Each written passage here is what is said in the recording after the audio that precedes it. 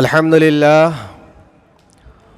لله رب العالمين، والصلاة والسلام على أشرف الأنبياء والمرسلين وعلى آله وأصحابه وأزواجه وذرياته وأهل بيته أجمعين. أما بعد، فقد قال الله تبارك وتعالى في القرآن المجيد والفرقان الحميد: فأعوذ بالله من الشيطان الرجيم، بسم الله الرحمن الرحيم. سبحان الذي أسرى بعبده ليلا من المسجد الحرام إلى المسجد الأقصى الذي باركنا حوله لنريه من آياتنا إنه هو السميع البصير.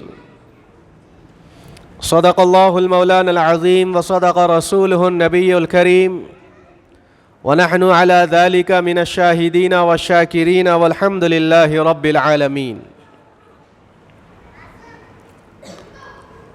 آئے دنیا میں بہت پاک و مکرم بن کر، آئے دنیا میں بہت مگر پاک و مکرم بن کر، آیا نہ کوئی مگر رحمت عالم بن کر. خوب نام محمد ہے اے مومنو، خوب نام محمد ہے اے مومنو، جس پہ نقطہ بھی رب کو گوارا نہیں. خوب نام محمد ہے اے مومنو، جس پہ نقطہ بھی رب کو گوارا نہیں. کہیں طٰہٰ کہا، کہیں یاسین کہا، کہیں طٰہٰ کہا، کہیں یاسین کہا، نام لے کر نبی کا پکارا نہیں. محترم حاضرین کرام، معزز بزرگوں اور میرے دینی بھائیوں، آئیے ہم سب مل کر وجہ تخلیق کائنات، سرور کون و مکان، تاجدار مدینہ، خاتم النبیین، سید المرسلین، شفیع المذنبین صلی اللہ علیہ وسلم کی خدمت میں ایک مرتبہ درود شریف پڑھتے چلے. اللہم صلی علی سیدنا شفیعنا وحبیبنا ونبینا ومولانا محمد وبارک وسلم. اللہ تبارک و تعالی نے قرآن مجید و فرقان حمید کو ہم تمام کی ہدایت کے لیے نازل فرمایا. میرے اور آپ کے آقا حضور پر نور صلی اللہ علیہ وسلم کو رب العالمین نے رحمت للعالمین بنا کر مبعوث فرمایا. آج ہم سب جانتے ہیں کہ ہمارا یہاں پر جمع ہونا، اللہ تبارک و تعالیٰ کے اس گھر میں آ کر بیٹھنا، کچھ وقت کے لیے آقا دو جہاں محمد عربی صلی اللہ علیہ وسلم کی شان اور معراج کا سفر نامے کے عنوان سے ہمارا یہاں پر جمع ہونا، اللہ تبارک و تعالیٰ ان تمام چیزوں کو قبول فرمائے. خطبے کے دوران جو آیت میں نے تلاوت کی ہے، ان آیتوں میں اللہ تبارک و تعالیٰ نے ارشاد فرمایا سبحان الذی، کہ اللہ تبارک و تعالیٰ کی وہ ذات بڑی عظیم الشان ذات ہے، پاک ذات ہے، تمام تعریفیں اللہ ہی کے لیے ہیں. کون ہے وہ؟ اللہ ہی کی ذات ہے. الذی، سبحان الذی کی طرف سے اللہ تبارک و تعالیٰ نے ان آیتوں کے ذریعے سے شروع کیا کہ پہلا اپنا انٹروڈکشن دیا اللہ تبارک و تعالیٰ نے کہ بندو پہلے مجھے پہچانو کہ میں کون ہوں. میں تمہارا رب ہوں، میں تمہارا پالنہار ہوں.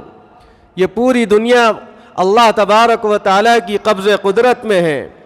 یہ دنیا کا نظام اللہ کے ہاتھوں میں ہے. یہ پوری دنیا اللہ تبارک و تعالیٰ کے حکم سے چل رہی ہے. یہ ہمارے جسموں کے اندر جو جان ہے وہ اللہ کے حکم کی محتاج ہے. ہمارے روح، ہمارے جسم کے اندر جو موجود ہے وہ اللہ کے انتظار میں ہے کہ کب اللہ کی طرف سے حکم آئے گا، کب یہ روح ہمارے جسم سے نکل جائے گی.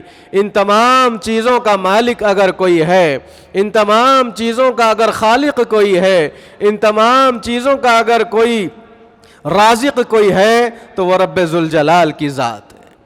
تو اسی لیے اللہ تبارک و تعالیٰ نے پہلے اپنی پہچان بتائی کہ اے لوگوں، پوری دنیا کے لوگوں سے اللہ تبارک و تعالیٰ مخاطب ہے کہ سبحان الذی اسرا، کہ اللہ تبارک و تعالیٰ کی وہی وہ ذات ہے جو پاک ذات ہے، اللہ تعالیٰ کی وہی مبارک ذات ہے کہ جس نے اپنے محبوب دو عالم صلی اللہ علیہ وسلم کو، جس نے اپنے بندے کو، جس نے اپنے محبوب کو، جس نے اپنے امام الانبیاء صلی اللہ علیہ وسلم کو سیر کرائی، اسرا بعبدہ، اپنے بندے کو، اپنے محبوب دو عالم صلی اللہ علیہ وسلم کو سیر کرائی۔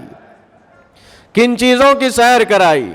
لیلا من المسجد الحرام، کہ رات کے کچھ حصے میں اللہ تبارک و تعالیٰ نے اپنے محبوب صلی اللہ علیہ وسلم کو مسجد حرام سے مسجد اقصی کی سیر کرائی۔ آیتیں تو بہت مرتبہ ہم سنتے رہتے ہیں، واقعات تو بہت ہم اپنے کانوں میں سن لیے ہیں، لیکن اس کے اوپر درس عبرت کیا ہے، اس کو پہچاننے کی ضرورت ہے۔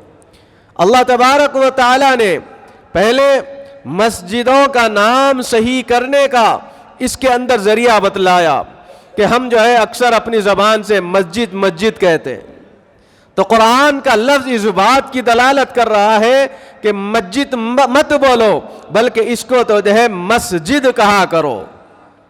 کسی بھی مسجد کا نام اگر لینا ہے اس کا پروناؤنسیشن صحیح ادا کرو،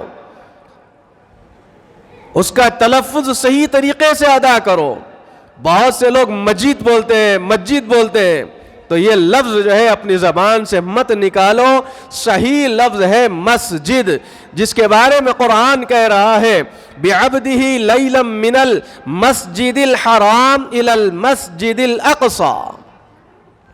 مسجد حرام سے اللہ تبارک و تعالیٰ نے مسجد اقصی کی سیر کرائی اپنے محبوب دو عالم صلی اللہ علیہ وسلم کو۔ ایک بات ہمارے سامنے یہ سمجھ میں آ گئی کہ تلفظ الفاظ صحیح ادا کریں۔ مسجد بولیں گے، اپنی زبان سے کہیں گے، معلوم نہیں معنی دوسرے ہو گئے۔ اگر مسجد اگر کہیں گے تو وہ جگہ جس جگہ پہ سجدہ کیا جاتا ہے اس کا نام مسجد ہے۔ سجدہ کرنے والی جگہ جس کو مسجد کہا گیا، یہ اللہ تبارک و تعالیٰ نے ان آیت میں سمجھا دیا۔ اب یہاں پہ چلیں کہ اللہ تبارک و تعالیٰ نے محبوب دو عالم صلی اللہ علیہ وسلم کو مسجد اقصی سے مسجد الحرام یعنی خانہ کعبہ سے لے کر اللہ تبارک و تعالیٰ نے بیت المقدس کا سفر کیوں کروایا؟ کیا ضرورت پیش آئی؟ کس لیے اللہ تبارک و تعالیٰ نے اپنے محبوب صلی اللہ علیہ وسلم کو ان مقامات کی سیر کرائی؟ حدیث پاک اور آیتوں کے ذریعے سے سمجھایا جا رہا ہے الذی بارکنا حولہ، تاکہ تم یہ بات سمجھ جاؤ کہ مسجد اقصی اور مسجد الحرام کے اطراف و اکناف میں اللہ تبارک و تعالیٰ نے برکتوں کو شامل فرما دیا ہے۔ اس کے اطراف و اکناف کے جتنے ممالک ہیں، سعودی عرب کا جتنا خطہ ہے، فلسطین کا جتنا علاقہ ہے، ملک شام ہے، ملک اردن ہے، اور جتنے علاقے ہیں، یہ تمام علاقوں کا اگر جائزہ لیا جائے گا تو آپ دیکھ لیں گے کہ ایک مقام ہے جو مدینۃ المنورہ، جس کا نام پہلے یثرب تھا، اس علاقے کے بارے میں بھی سمجھا دیا جا رہا ہے۔ سفر کے دوران میں 2 رکعت نفل نماز اللہ کے نبی صلی اللہ علیہ وسلم اس یثرب کے مقام پر روک کر آپ سے پڑھوائی گئی۔ آپ نے پوچھا کہ کیوں یہاں پر نماز ادا کر رہے ہیں؟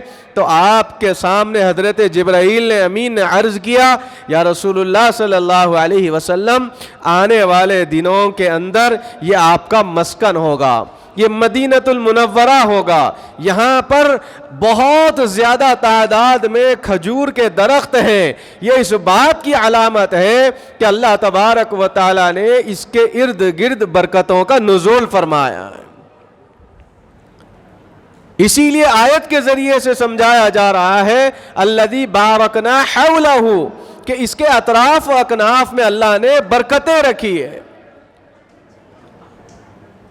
اور پھر برکتوں کا نزول اللہ تبارک و تعالیٰ بتلانا چاہ رہا ہے، اور پھر آگے آیتوں کے ذریعے سے سمجھایا جا رہا ہے کہ اللہ کے نبی صلی اللہ علیہ وسلم کو جب یہ سفر نامہ پیش کیا جا رہا تھا اس سے پہلے کے حالات ہمارے سامنے کہ اللہ کے نبی صلی اللہ علیہ وسلم پر یہ جو نبوت کا 10واں 11واں سال ہے بڑا جو ہے غمگین سال تھا۔ حضور پاک صلی اللہ علیہ وسلم ان دنوں کے اندر بڑے مغموم تھے، غم کی حالت میں تھے۔ سب سے بڑا غم کیا تھا؟ یہ حضور پاک صلی اللہ علیہ وسلم کی اپنی زوجہ محترمہ امہات المؤمنین حضرت خدیجۃ الکبریٰ رضی اللہ تعالی عنہا اس دنیا سے کوچ فرما گئی تھی، اس دنیا سے آپ وفات پائی تھی۔ تو اس کا غم اللہ کے نبی صلی اللہ علیہ وسلم پر تھا۔ پھر اور اس سے ہٹ کے آقا دو جہاں صلی اللہ علیہ وسلم کے اوپر ایک غم یہ بھی آیا کہ طائف کے میدان میں اللہ کے نبی صلی اللہ علیہ وسلم کی جو دعوت پیش کی گئی تھی وہاں کے سرداروں نے اس دعوت کو قبول نہیں کیا، بلکہ قبول نہیں کیا اللہ کے نبی صلی اللہ علیہ وسلم کے ساتھ بڑا بدسلوکی والا معاملہ کیا۔ حضور صلی اللہ علیہ وسلم کے ساتھ بدتمیزی کی گئی، حضور پاک صلی اللہ علیہ وسلم کی شان اقدس میں برا بھلا کہا گیا، آپ کے پیچھے بچوں کو لگایا گیا، آپ کے پیچھے غنڈوں کو لگایا گیا جو پتھر پھینک کے مارا کرتے تھے اللہ کے نبی صلی اللہ علیہ وسلم کے، جس میں اتھر سے خون بھی نکلنا شروع ہو گیا تھا، اور وہ خون جاری ہوتے ہوتے ہوتے آپ کی پنڈلیوں تک آ گیا، پنڈلیوں سے آپ کی ایڑی تک آ گیا، آپ کی ایڑی سے آپ کے نعلین مبارک کے اندر خون جمع ہو گیا تھا۔ اتنی سخت انداز میں اللہ کے نبی صلی اللہ علیہ وسلم کے اوپر تشدد کیا گیا۔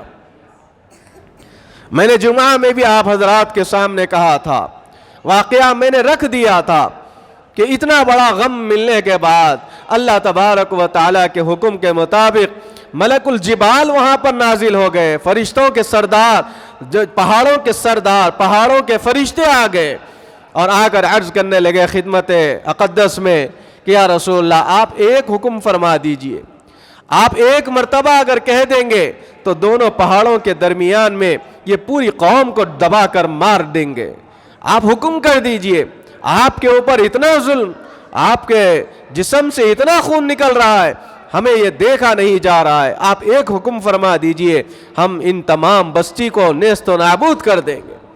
اللہ کے نبی نے فرمایا میں تو سارے جہانوں کے لیے رحمت بنا کر بھیجا گیا ہوں، وَمَا أَرْسَلْنَاكَ إِلَّا رَحْمَةً لِّلْعَالَمِينَ۔ حضور پاک صلی اللہ علیہ وسلم کی رحمت جوش میں آ گئی۔ آقا دو جہاں صلی اللہ علیہ وسلم نے فرمایا کہ فرشتوں بے شک یہ لوگ میرے اوپر ظلم و ستم ڈھائے ہیں، لیکن میں امید رکھتا ہوں اللہ سے یہ ابھی ایمان نہیں لائے تو کیا ہوا، ان کی نسلیں ضرور بضرور ایمان لے کر آئے۔ یہ واقعہ بھی گزر گیا۔ اللہ کے نبی بڑے مغموم ہیں، اللہ کے نبی صلی اللہ علیہ وسلم پریشانی کے عالم میں بیٹھے ہوئے ہیں۔ اللہ کی طرف سے حضور پاک صلی اللہ علیہ وسلم کے پاس یہ پیغام آیا اور اللہ کو بھی دیکھا نہیں گیا۔ ما ودعک ربک، یا رسول اللہ آپ کو اللہ ایسے ہی نہیں چھوڑے گا، بلکہ ہمیشہ ہمیشہ اللہ آپ کے ساتھ رہے گا، آپ کا ساتھ دیتا رہے گا، اور آپ کے اوپر اتنی بڑی مصیبت آ جائے اور اللہ آپ کو ایسے ہی چھوڑ دے۔ کفار و مشرکین کہہ رہے تھے کہ دیکھو ان کے رب نے ان کو چھوڑ دیا، بس یہ ایسے ہی جو ہے پریشان غم کی حالت میں پھر رہے ہیں۔ ما ودعک ربک، میرے محبوب ہم نے آپ کو ایسے ہی نہیں چھوڑ دیا، بلکہ ہم تو آپ کو ایک ایسا عظیم الشان سفر پہ بلانے والے۔ حضرت جبرائیل امین خوشخبری لے کے آ گئے۔ اللہ کے نبی صلی اللہ علیہ وسلم آرام فرما رہے حضرت ام ہانی رضی اللہ تعالی عنہ کے گھر میں، آپ کی چچا زاد بہن ہے۔ آقا دو جہاں صلی اللہ علیہ وسلم کے پاس آپ کے حجرے کے اندر، گھر کے اندر اچانک جو ہے چھت پھٹتی ہے، وہاں سے فرشتے نازل ہوتے ہیں۔ اللہ کے نبی صلی اللہ علیہ وسلم آرام فرما رہے ہیں۔ دیکھا گیا حضرت جبرائیل امین نے دیکھا کہ حضور کی نیند میں خلل نہ آ جائے، آپ نے ہلکا سا جو ہے پاؤں کی طرف جو ہے اشارہ کیا، اس سے اللہ کے نبی صلی اللہ علیہ وسلم بیدار نہیں ہوئے۔ پھر ایک مرتبہ اپنے پروں کو لگایا، سہلایا اور جو ہے پیروں کو تھوڑا سا حرکت دی۔ اس بات کے ذریعے سے یہ سمجھایا جا رہا ہے کہ دیکھو جب کبھی بھی کسی کو نیند سے جگانا ہے اچانک جا کے اس کے پاس آواز نہیں دینا چاہیے. جب کبھی ہمارے بڑے آرام کر رہے ہیں, سو رہے ہیں, کوئی آرام کر رہا ہے, تو آپ جا کر اس سے فوری ایسا اٹھا کر نہیں اٹھانا چاہیے, کھینچنا نہیں چاہیے, بلکہ یہ سبق دیا جا رہا ہے, پیغام دیا جا رہا ہے کہ دیکھو سامنے والا بڑی گہری نیند میں ہوتا ہے, اگر آپ اس کو کھینچیں گے, چیخیں گے, چلائیں گے, وہ جو ہے ہمارے سے ایک طریقے سے رسوا ہو جائے گا, اور وہ سمجھے گا کہ دیکھو کتنا بڑا بد اخلاق ہے کہ آدمی سو رہا ہے اور اس کو ایسی حالت میں جگایا جا رہا ہے. ایسا جگانا بالکل ناجائز ہے. تو فرمایا گیا آپ اس کے قدموں کو دبائیں, آپ اس کو تھوڑا سا حرکت دیں, آپ ہاتھ کو دبائیں, آپ جو ہے اشارہ کریں, تھوڑا سا نرم آواز کا استعمال کریں, تب جا کے آپ سامنے والے کو نیند سے جگائیں یا ان کو اٹھائیں. اس کے اندر یہ پیغام ہم کو مل گیا. پھر اس کے بعد حضرت جبرائیل امین حضرت دوسرے فرشتوں کے ساتھ تشریف لائے اور لا کر آپ کو جو ہے وہاں سے بیت مسجد حرام میں لے جایا گیا, وہاں پہ حتیم میں لٹایا گیا, وہاں پر آپ کے جو ہے شق صدر کا معاملہ پیش آیا.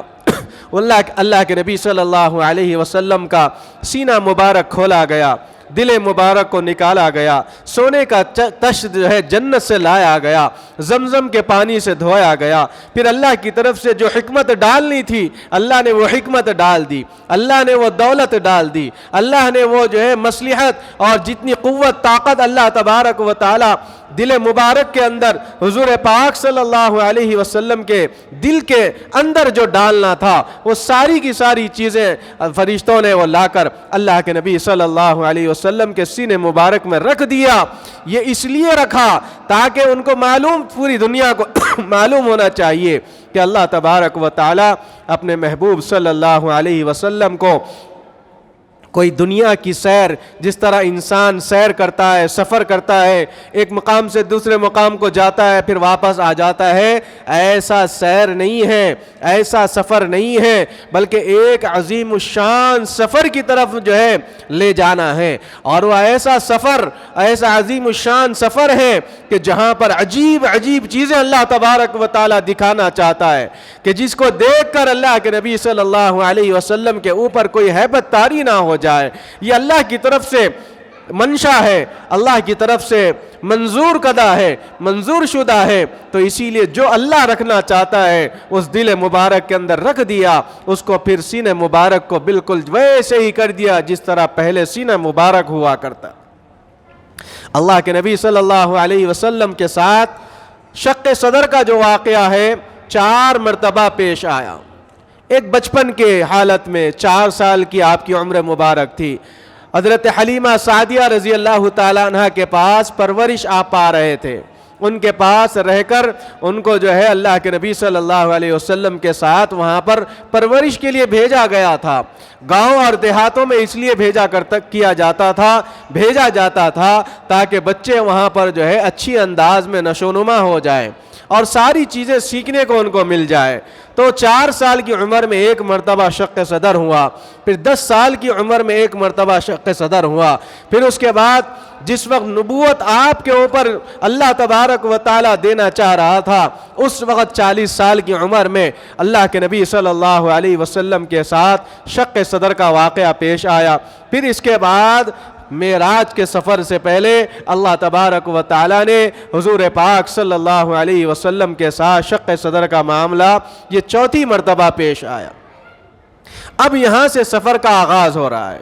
اللہ کے نبی صلی اللہ علیہ وسلم کو ایک ایسا جنت کا جانور جس کو خچر سے چھوٹا, گدھے سے تھوڑا سا بڑا اور سفید رنگ, جس کا آج تک کسی نے اس جانور کو ایسا نہیں دیکھا ہوگا, ایسا خوبصورت جانور جو جنت سے لایا ہوا ہے, جس کو براق کہا گیا ہے, جس کے معنی یہ بتلاتے ہیں کہ برق کے معنی ہے بجلی. بجلی جس طرح تیز رفتار سے دوڑتی ہے ایسے ہی یہ جو براق ہے یہ بھی تیز رفتار بجلی کی طرح رفتار سے دوڑنے والا جانور ہے. یہ اللہ تبارک و تعالیٰ نے سواری اس لیے عطا فرمائی, سفر بڑا طویل ہے, پورے زمین و آسمان کی سیر ہے, زمین میں بیت المقدس تک سفر کا جانا ہے، اور اس سفر کو مکمل کرنے کے لیے اتنا جو ہے تیز رفتار جانور ہونا ضروری ہے۔ اس لیے اللہ تبارک و تعالیٰ نے اس سفر کے اندر بڑے بڑے عجائبات آئے، اس سفر کے اندر بڑے بڑے معجزے ہم کو دیکھنے کو ملے۔ اللہ کے نبی صلی اللہ علیہ وسلم کو یہ معجزہ بھی عطا کیا گیا، براق کی طرح، براق نام کے ذریعے سے جانور عطا کیا گیا۔ اس کے اوپر اللہ کے نبی نے بیٹھنا چاہا، جیسے ہی بیٹھے وہ شوخیاں کرنے لگا۔ وہ دنیا کا نظام جانتا نہیں ہے، دنیا کے جانوروں کو دیکھا نہیں ہے، بلکہ جبرائیل امین نے کہا کہ براق کیا تجھے معلوم ہے کہ تیرے اوپر کیسی شخصیت سوار ہے؟ امام الانبیاء ہے، نبیوں کے سردار ہیں، رحمت للعالمین ہیں، اور نہ جانے کیا کیا القاب ہیں۔ وہ سارے القاب کے ذریعے سے انٹروڈکشن دیا گیا، تو براق جو ہے پسینے سے شرابور ہو گیا، وہ ہلنا بند کر دیا اور ادب کے مقام پہ آ گیا، ادب بھی اس کے اندر آ گیا۔ اللہ کے نبی صلی اللہ علیہ وسلم اس کے اوپر سوار ہو گئے۔ اب میرے محترم بزرگوں دوستو، یہ جو اسرا کہا گیا ہے، قرآن کی ان آیتوں کے ذریعے سے زمین کی سیر کی دلیل ان آیتوں سے ملتی ہے کہ مسجد حرام سے مسجد اقصیٰ کا جو سفر ہوا وہ یہیں سے شروع ہوا، اور یہی اس حتیم کے علاقے سے شروع ہوا۔ اللہ کے نبی صلی اللہ علیہ وسلم کی امت کی سارے افراد کے لیے یہ تحفہ پیش کر دیا گیا کہ دیکھو میرے بندو، اللہ فرماتا ہے کہ جب کبھی تمہیں معراج کا سفر نامہ جہاں سے میں نے شروع کیا تھا، حتیم کے مقام سے، تمہیں میں نے جو ہے نامراد نہیں رکھا، بلکہ جب کبھی تم عمرہ کرنے جاؤ، حج کرنے جاؤ، اس مقام پہ ٹھہر جاؤ، 2 رکعت نفل پڑھ لو، تمہیں وہ مقام دکھ جائے گا، وہ مقام کی عظمت تم کو سمجھ میں آ جائے گی۔ یہ جو حتیم ہے یہ بھی خانہ کعبہ میں ہی شامل تھا۔ اس وقت جو ہے بجٹ کم ہونے کی وجہ سے خانہ کعبہ چھوٹا بنا دیا گیا تھا، یہ حصہ ایسے ہی رکھ دیا گیا تھا۔ الغرض، یہاں سے سفر کا آغاز ہو رہا ہے۔ اللہ کے نبی صلی اللہ علیہ وسلم کو براق پہ بٹھایا گیا، جبرائیل امین آپ کے ساتھ ہیں، اسرائیل اور میکائیل آپ کے ساتھ ہیں، بڑے فرشتے آپ کے ساتھ ہیں۔ یہاں سے سب سے پہلے یثرب کا جو مقام ہے وہاں پر جو ہے سواری روکی گئی۔ اللہ کے نبی صلی اللہ علیہ وسلم سے کہا گیا، یا رسول اللہ صلی اللہ علیہ وسلم یہاں پہ 2 رکعت نفل پڑھ لیجیے۔ اللہ کے نبی صلی اللہ علیہ وسلم نے 2 رکعت نفل پڑھی۔ پوچھا جبرائیل یہاں پر نماز کیوں ادا کی گئی؟ اللہ کے نبی صلی اللہ علیہ وسلم کے سوال پر جبرائیل امین نے کہا، یا رسول اللہ صلی اللہ علیہ وسلم، یہ جو آپ کو سرسبزی اور شادابی والا جو علاقہ دکھ رہا ہے، یہ جو جھاڑوں سے درختوں سے پر نور علاقہ جو آپ کو دکھ رہا ہے، یہ یثرب کا علاقہ ہے، یہ مدینۃ المنورہ ہے، جس میں آپ ہجرت کر کے یہاں پر آئیں گے۔ یہ آپ کا جو ہے مسکن رہے گا، یہ آپ کا یہاں پر گنبد خضرا رہے گا، یہ آپ کا وطن رہے گا، اور یہاں پر آپ مقیم ہوں گے، ہجرت کر کے یہاں تشریف لائیں گے، اور ایسا مبارک علاقہ ہے، اللہ کی طرف سے حکم ہے، اسی لیے یہاں پر 2 رکعت نفل ادا کر۔ اللہ کے نبی صلی اللہ علیہ وسلم بڑے خوش ہو گئے۔ لیکن آپ کو ایک مرتبہ کا واقعہ ہے کہ جب اللہ کے نبی صلی اللہ علیہ وسلم مکے میں وہاں کے کفار و مشرکین نے جب آپ کے اوپر سخت مزاجی کا اظہار کر دیا، تشدد کرنا شروع کر دیے، اللہ کی طرف سے حکم آیا، میرے محبوب اب آپ یہاں سے سفر ہجرت فرمائیے۔ تو آپ جو ہے جو خانہ کعبہ کو مڑ مڑ کے دیکھ کر جا رہے تھے، اور اپنے آنکھوں سے آنسو جاری تھے، اور عرض کر رہے تھے، اے خانہ کعبہ، تو مجھے دنیا کی زمین کے خطے میں سب سے زیادہ مجھے محبوب ہے، میں تجھ سے جدا ہو رہا ہوں، میں تجھے چھوڑ رہا ہوں، تیری سرزمین کو الوداع کر رہا ہوں، مجھے یہ بالکل گوارا نہیں ہے کہ میں تجھ سے جدا ہو جاؤں، لیکن اللہ کی طرف سے حکم ہے کہ میں ہجرت کروں، میں ہجرت کر کے جا رہا ہوں، لیکن پھر بھی میرا دل اطمینان میں نہیں ہے کہ میں تجھ سے جدا ہو جاؤں۔ خانہ کعبہ کی عظمت لوگوں کے اندر اللہ کے نبی صلی اللہ علیہ وسلم نے بتلائی کہ جس کے خانہ کعبہ کو جس کو دیکھنے پر 120 رحمتیں اللہ کی طرف سے نازل ہوتی ہے۔ خانہ کعبہ کا طواف کرنا کتنا بڑا عظیم الشان عبادت ہے، اور جب لوگوں کے اندر ایک جو ہے اللہ والے نے لوگوں کے اندر یہ بات مشہور کر دی گئی تھی. خانہ کعبہ کی عظمت اس بات سے بھی ہمارے سامنے آتی ہے کہ ایک شخص نے جو قسم کھا لی تھی کہ میں دنیا کے اندر ایک ایسی عبادت کرنا چاہتا ہوں میرے جیسی کوئی عبادت کرنے والا نہ ہو, اگر میں نہیں کر پایا تو میری بیوی پر طلاق واقع ہو جائے. اس وقت جو ہے سارے مفتیوں کے پاس مسئلہ آ گیا. سارے لوگ جو ہے کہنے لگے کہ بھائی یہ کیسی قسم تو نے کھائی, بھلے ہی تو مالدار ہوگا لیکن قسم تو نے کیسی کھائی؟ دنیا کے اندر کون سا ایسا مقام ہے کہ جہاں پر تو اکیلا عبادت کرنے والا ہو اور تیری قسم بھی پوری ہو جائے؟ اب اس کی بیوی بھی جو ہے آنکھوں سے آنسو بہانا شروع کر دی.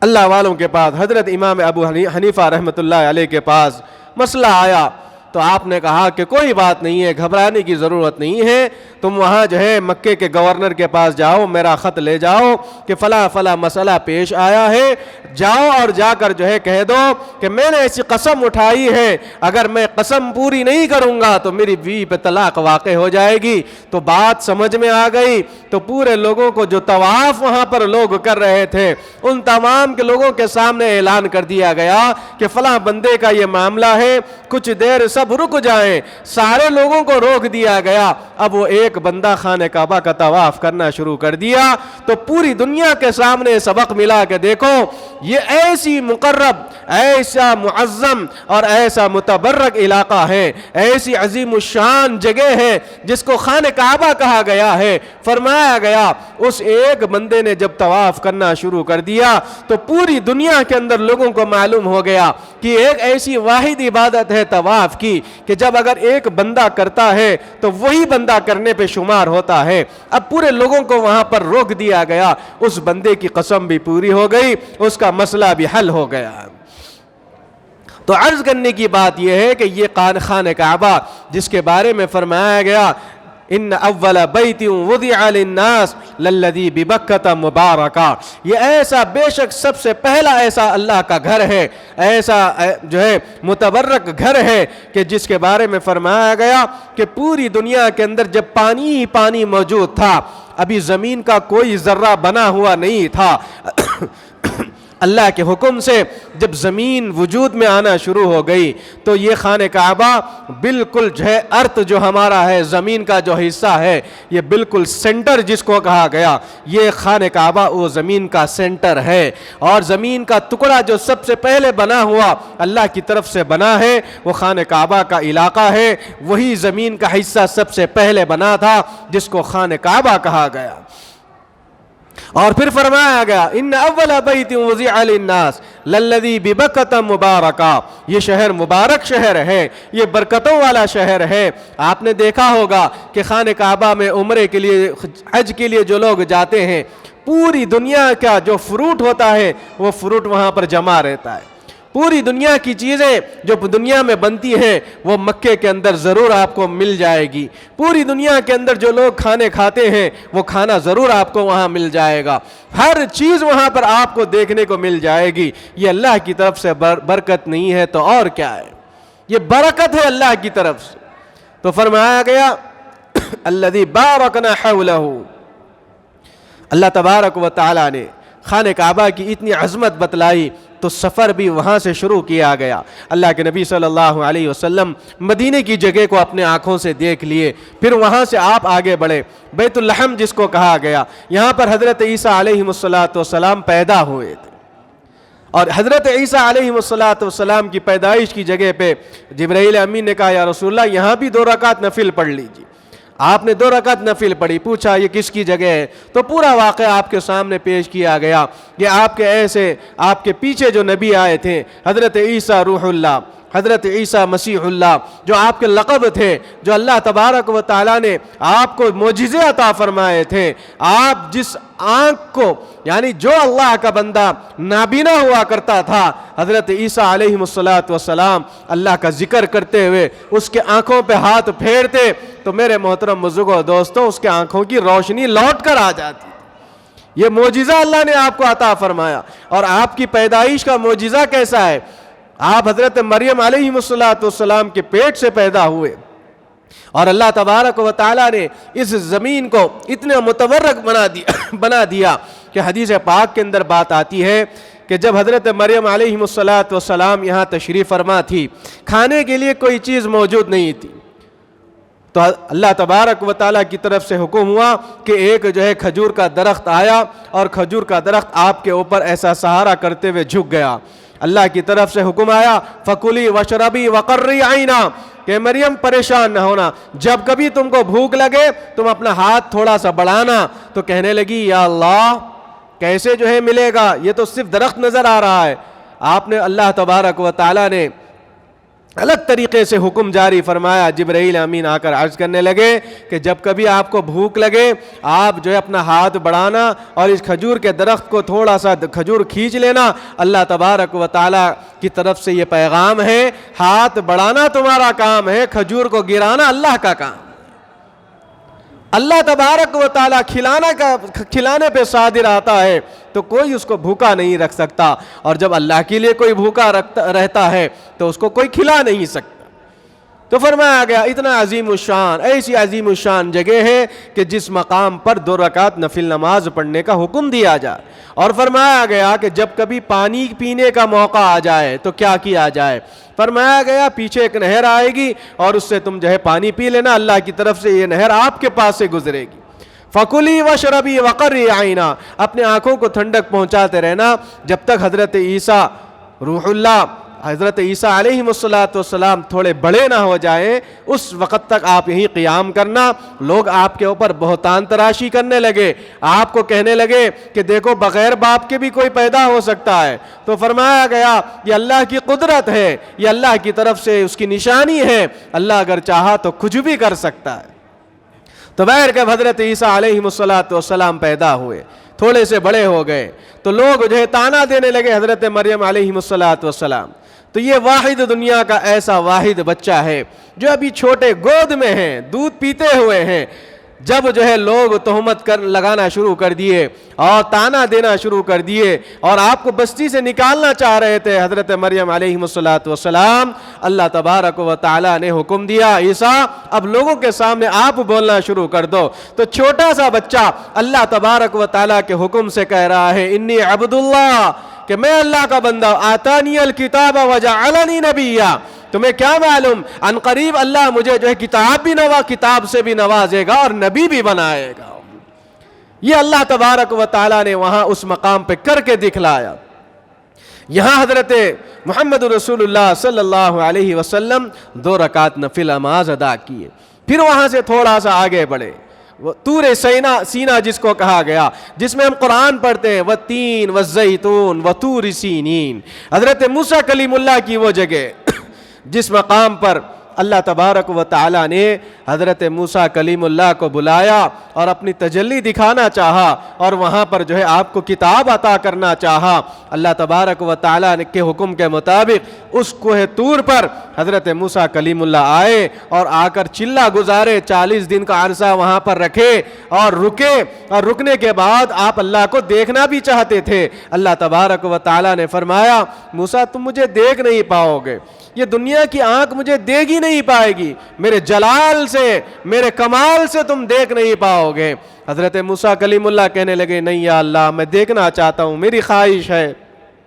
اللہ تبارک و تعالیٰ نے اپنی تجلی ابھی شروع ہی فرمایا تھا، حضرت موسیٰ کلیم اللہ بے ہوش ہو کے گر گئے، اور وہاں پر جب آئے حضرت موسیٰ کلیم اللہ کوہ طور پہ جب آنا شروع ہو گیا تھا، حکم آیا کہ موسیٰ اپنے جو ہے نعلین کو اتارو اور یہاں پر آؤ، کیونکہ یہ مبارک جگہ ہے، یہ ایسی عظیم الشان مبارک جگہ ہے، یہاں پر جو ہے جوتا پہن کر آیا نہیں جاتا۔ حضرت موسیٰ کلیم اللہ اس بات کو بھی اس حکم کو بجا لائے اور وہاں اس مقام پر گئے، تو ایسی عظیم الشان جگہ، ایسی عظیم الشان مقام جس کو جو ہے طور سینا جس کو کہا گیا، کوہ طور جس کو کہا گیا، وہاں پر حضرت محمد رسول اللہ صلی اللہ علیہ وسلم رکے، 2 رکعت نفل نماز پڑھے۔ اب یہاں سے سفر اور آگے بڑھ رہا ہے، ایک ایسا مقام جس مقام کے بارے میں آپ جانتے ہوں گے، واقعہ سنا ہوگا کہ ٹھہرتے ہی اس مقام سے خوشبو آنا شروع ہو گئی۔ سبحان اللہ، زمین سے خوشبو آ رہی ہے۔ اللہ کے نبی صلی اللہ علیہ وسلم نے پوچھا جبرائیل یہاں ہم رک تو گئے لیکن یہ جو خوشبو آ رہی ہے کہاں سے آ رہی ہے، کیوں آ رہی ہے؟ حضرت جبرائیل امین عرض کرنے لگے یا رسول اللہ صلی اللہ علیہ وسلم یہ وہ مقام ہے جس مقام میں ایک ایسی قبر یہاں پر اللہ کے حکم سے بنائی گئی ہے جس قبر کے اندر سے خوشبو آ رہی ہے۔ اللہ کے نبی نے پوچھا کون ایسا خوش نصیب ہے، کون ایسا خوش نصیب اللہ کا بندہ ہے کہ جو یہاں پر مدفون ہے اور جس کی خوشبو ابھی تک آ رہی ہے؟ حضرت جبرائیل امین عرض کرنے لگے یا رسول اللہ صلی اللہ علیہ وسلم اس کے پیچھے ایک واقعہ پیش آیا ہے، وہ واقعہ میں آپ کو عرض کرتا چلوں۔ اللہ کے نبی نے فرمایا ہاں ضرور واقعہ بیان کریے۔ حضرت جبرائیل امین عرض کرنے لگے یا رسول اللہ اس قبر کے اندر یہ جو مقام ہے جس سے خوشبو آ رہی ہے، اللہ تبارک و تعالیٰ کی ایک ایسی بندی ہے جو اپنے اللہ تبارک و تعالیٰ کی محبت میں اپنی جان کا نذرانہ پیش کر دیا، اور وہ خود اپنی جان کا نذرانہ پیش نہیں کیا بلکہ اپنے ساتھ میں اپنے بچوں کا بھی جان کا نذرانہ پیش کیا۔ واقعہ یہ ہوا کہ فرعون کے پاس اس کی بیٹی تھی اور اس کی بیٹی کو کنگھی کرنے والی ایک خادمہ تھی، اس کے بارے میں یہ بات ملتی ہے کہ وہ ہمیشہ خدمت میں مامور تھی۔ ایک دن ہوا ایسا کہ فرعون کی بیٹی کو ایک اللہ کی بندی کنگھی کرنے پر مامور تھی، کنگھی کرتے کرتے جو ہے کنگھی ہاتھ سے نیچے گر گئی، اور گرتے ہی اس کنگھی کو اللہ کی بندی اور اس فرعون کی بیٹی کی خادمہ اس کو اٹھانے کے لیے جب جھکی تو بسم اللہ کہتے ہوئے اللہ کا نام لیتے ہوئے اس کو اٹھایا۔ جیسے ہی یہ کہا گیا فرعون کی بیٹی کے کان میں یہ الفاظ پڑ گئے، اس نے فوراً جو ہے اپنی باندی سے اپنی خادمہ سے پوچھنا شروع کر دیا کہ بتلاؤ کہ یہ نام تم کس کا لے رہی ہو؟ سب کا رب تو میرا باپ ہے فرعون ہے اور تم آج کسی اور کا نام لے رہی ہو۔ اس نے کہا کہ ہائے اب میرا راز فاش ہو گیا ہے، میں جس اللہ کی عبادت کرتی تھی وہ نام میری زبان پہ آ گیا، اب چھپانے سے کوئی بات ہونے والی نہیں ہے۔ لہذا اس اللہ کی بندی نے کہا کہ میں اس پروردگار عالم کا نام لے کر جو ہے کنگھی اٹھا رہی ہوں جس نے پوری دنیا کو بنایا، تجھے اور مجھے بنایا، پوری دنیا کا خالق ہے، مالک ہے، رازق ہے، ایسے رب کے ہم سب بندے ہیں، میں نے اس کا نام لے کر اٹھایا۔ تو فرعون کی بیٹی کہنے لگی ہاں تم آج تک میرے باپ کا کھاتی ہو، فرعون کا کھاتی ہو اور نام کسی اور کا لیتی ہو، میں اپنے باپ سے تیری شکایت کروں۔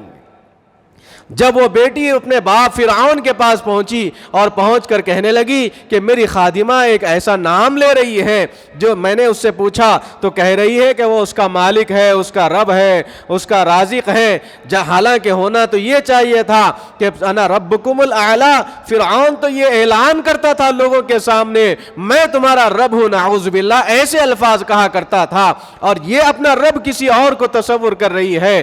باپ بھی اس کے اندر جو ہے جب یہ بات سنا وہ بھی جو ہے غصے میں پاگل ہونا شروع ہو گیا کہ کھلا میں رہا ہوں، پلا میں رہا ہوں، سب کچھ میں دے رہا ہوں، نعوذ باللہ وہ اپنے آپ کو رب کہا کرتا تھا۔ اس نے کہا کہ جاؤ اس خادمہ کو بلا کر لاؤ۔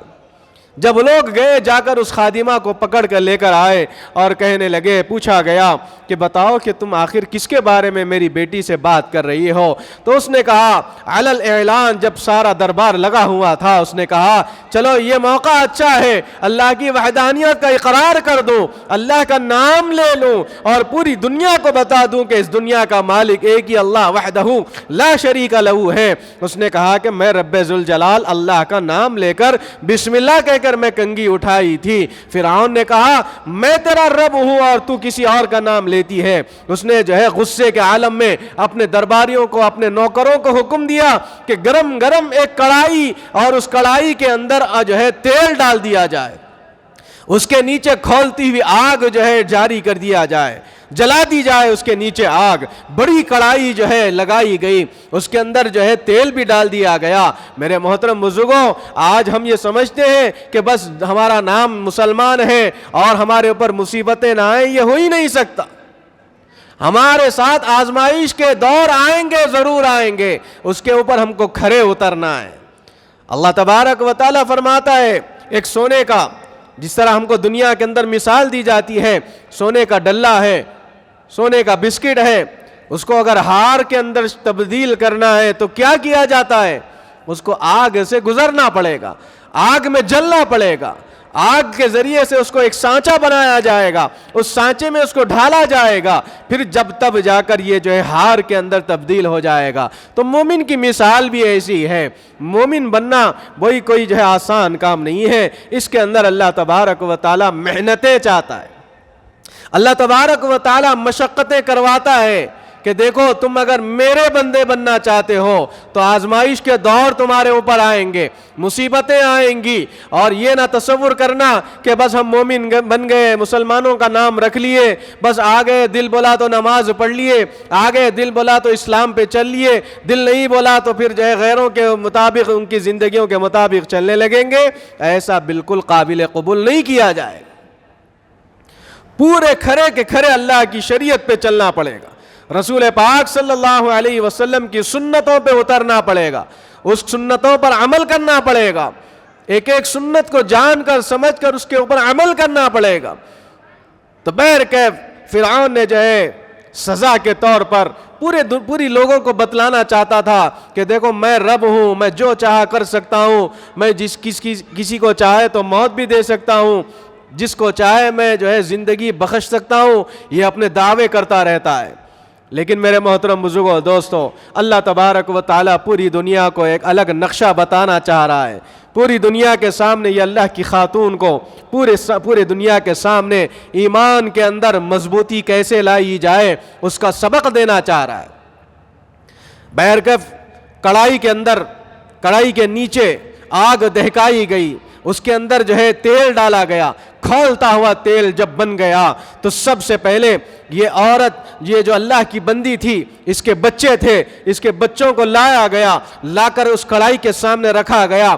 پھر فرعون پوچھ رہا ہے، اے اللہ کی اے بندی، اے میری خادمہ، ابھی بھی تیرے پاس وقت ہے، میں تیرے بچوں کو اس کڑائی میں ڈال دوں گا، اور یہ جو گرم تیل ہے اس کے اندر ان کے جو ہے گوشت جو ہے گل کر ہڈیاں نکلنا شروع ہو جائے گی، ابھی بھی تیرے پاس وقت ہے۔ اس اللہ کی بندی نے کہا تو لاکھ ستم کرنا چاہے کر لے، لیکن میں اب اس بات سے پیچھے نہیں ہٹوں گی، اللہ کا اقرار میں نے کر لیا ہے، اب اس اقرار سے میں پیچھے نہیں ہٹ سکتی۔ اس کے بڑے بچوں کو ڈال دیا گیا، آنن فانن میں ان کی ہڈیاں نکلنا شروع ہو گئی، وہ آنکھوں سے آنسو جاری ہے۔ پھر اس کے سامنے کہا گیا ایک چھوٹا سا بچہ ہے، دودھ پیتا ہوا بچہ، اس بچے کو بھی لا کر کھڑا کر دیا گیا۔ میرے محترم بزرگوں دوستوں، اسلام کے اوپر محنتیں مشقتیں ایسی ہوئی ہے، اور اللہ وحدہ لا شریک لہو کے نام پر مر مٹنے کا سلیقہ ایسے بھی جو ہے ہمارے سامنے بتایا گیا ہے۔ اب وہ چھوٹے بچے کو الٹا لٹکا کر پھر پوچھا جا رہا ہے، دیکھ تیرا معصوم دودھ پیتا ہوا بچہ ہے، اس کے اوپر تو رحم کھا کے تو جو ہے اپنے الفاظ سے انحراف ہو جا، اپنے الفاظ کو پیچھے کر لے اور مجھے اپنا رب تصور کر لے۔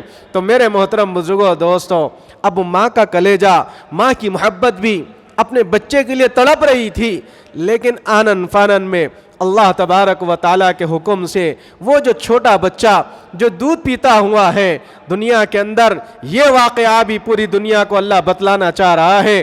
ایک حضرت عیسیٰ اللہ تبارک و تعالیٰ کے پیغمبر نبی جو بچپن میں دودھ پینے کی حالت میں اللہ نے ان کو زبان عطا فرمائی تھی، وہ بات کرنا شروع کر دیے تھے۔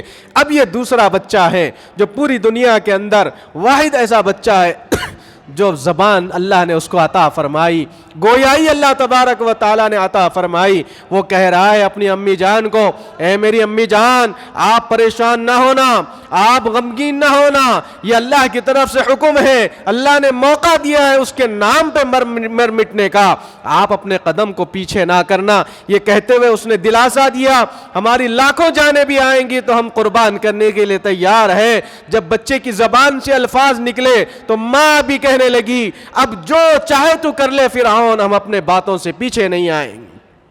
میرے محترم بزرگوں دوستوں، اس جو ہے ننھے منھے چھوٹے بچے کو اس کھولتے ہوئے کڑائی کے اندر، کھولتے ہوئے تیل کے اندر ڈال دیا گیا۔ وہ بچہ بھی آنن فانن میں ہڈی بن گیا۔ اب لوگوں کے سامنے منظر بھی آیا، اس خاتون کو کڑائی کے سامنے لا کر ٹھہرایا گیا۔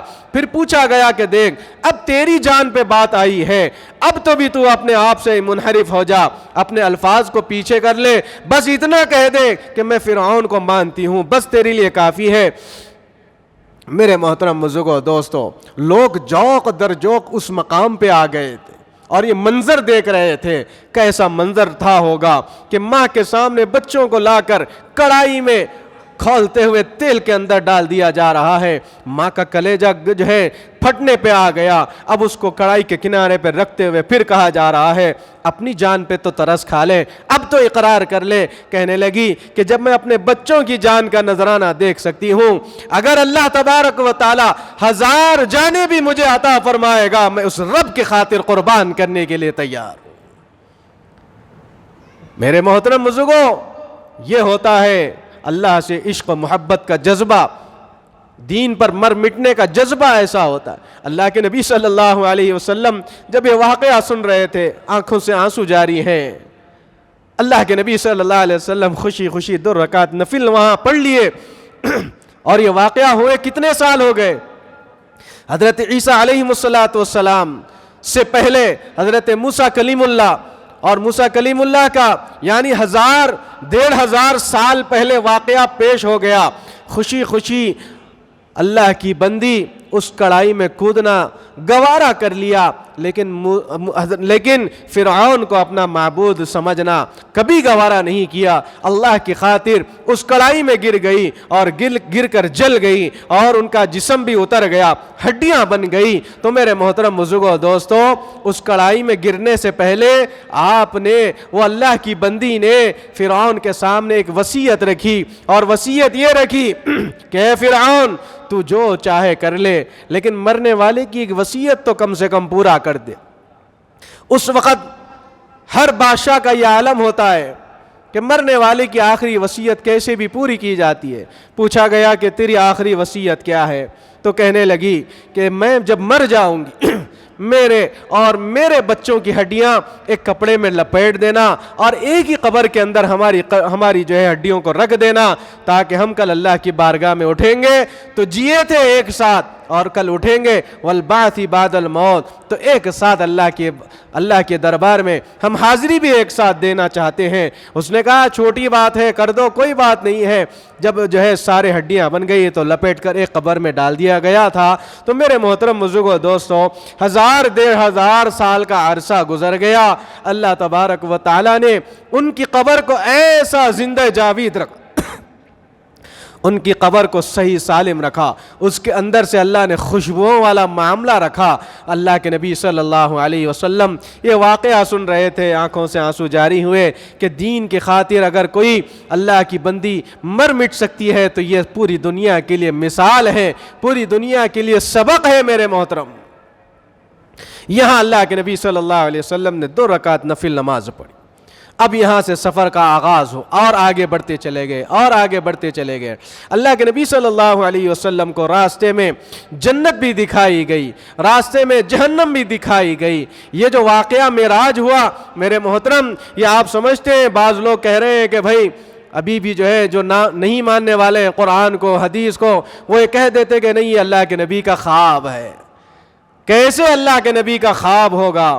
اللہ کے نبی صلی اللہ علیہ وسلم اپنے خود جسم اطہر کے ساتھ اس واقعے میں تشریف لے گئے۔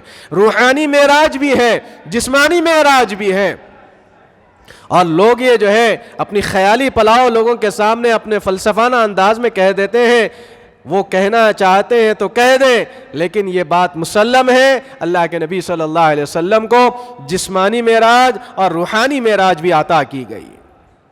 اب میرے محترم بزرگوں دوستو، یہ واقعہ اور آگے بڑھتا چلا گیا۔ راستے میں ایک جو ہے بوڑھا شخص نظر آیا، اور اس بوڑھا شخص نظر آنے سے پہلے ایک بوڑھی عورت نظر آئی جو آواز دے رہی تھی کہ میری طرف آؤ، میری طرف آؤ۔ اس کو نظر انداز کر دیا گیا۔ پھر جو ہے تھوڑا سا آگے بڑھے، ایک بوڑھا شخص تھا، پھر اس کو بھی نظر انداز کر دیا گیا۔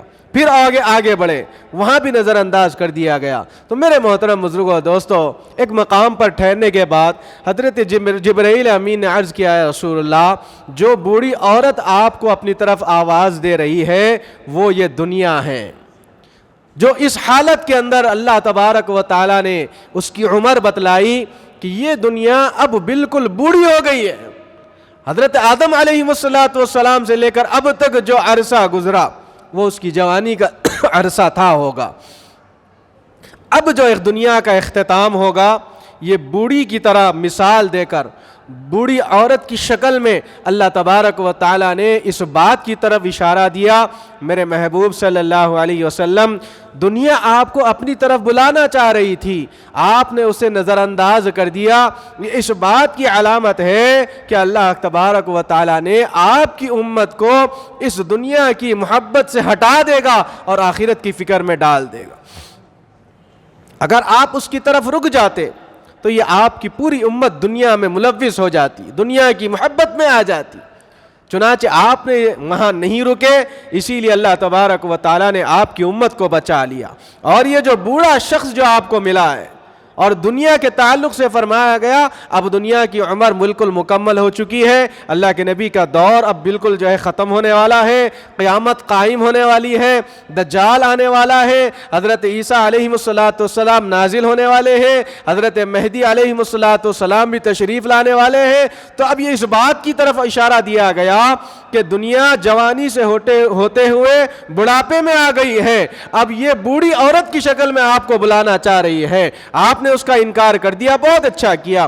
اب یہ جو بوڑھا شخص ہے یہ شیطان ہے, شیطان دھوکے میں ڈال رہا ہے آپ کی امت کو. آپ وہاں نہ رکے, اگر آپ رک جاتے تو آپ کی امت بھی شیطان کے بہکاوے میں آ جاتی. تو یہ دنیا کی طرف اشارہ دیا جا رہا ہے. شیطان بوڑھے آدمی کی طرح مثال کے طور پر دیا جاتا ہے کہ وہ آتا ہے ایک بوڑھے آدمی کی شکل میں اور آپ کو اپنی طرف متوجہ کرنا چاہتا ہے. قرآن کے اندر کیا کہا گیا؟ وَمَا الْحَيَاةُ الدُّنْيَا إِلَّا مَتَاعُ الْغُرُورِ. یہ جو دنیا کی زندگی ہے کھیل تماشا ہے. دنیا کی جو زندگی ہے یہ دھوکے میں ڈالنے والا گھر ہے. یہ دنیا مچھر کے پر کے برابر بھی اس کی وقاعت نہیں ہے. یہ کتے کے سے بھی بدتر جو ہے دنیا کی مثال دی گئی ہے. یہ کچرے دان سے بھی زیادہ اس کی حقیقت نہیں ہے. تو اس کے ساری چیزوں کے ذریعے سے بتلایا جا رہا ہے یہ دنیا مکڑی کا جالا ہے. یہ جالا آپ دیکھیے, تھوڑی سی ہوا پھونکیے جالا ٹوٹ جائے گا, پانی تھوڑا سا ڈال دیجئے جالا جو ہے بالکل نرم ہو کے نیچے گر جائے گا. اس دھوکے والے گھر میں جو ہے, اس دھوکے والی دنیا کو ہم جو ہے مکمل سمجھ لیے. تو یہ اس بات کی طرف اشارہ دیا جا. اور بہت سے واقعات پیش آئے میرے محترم بزرگوں دوستوں. میں اختصار کے ساتھ چھوٹے چھوٹے انداز میں آپ حضرات کے سامنے یہ واقعات رکھنا چاہ رہا ہوں تاکہ ہمارے ذہنوں کے اندر یہ بات آ جائے کہ اتنا بڑا عظیم الشان واقعہ اللہ کے نبی صلی اللہ علیہ وسلم کے ساتھ پیش آیا اور ہم غفلت کے ذریعے سے راتوں کو نہ گزاریں.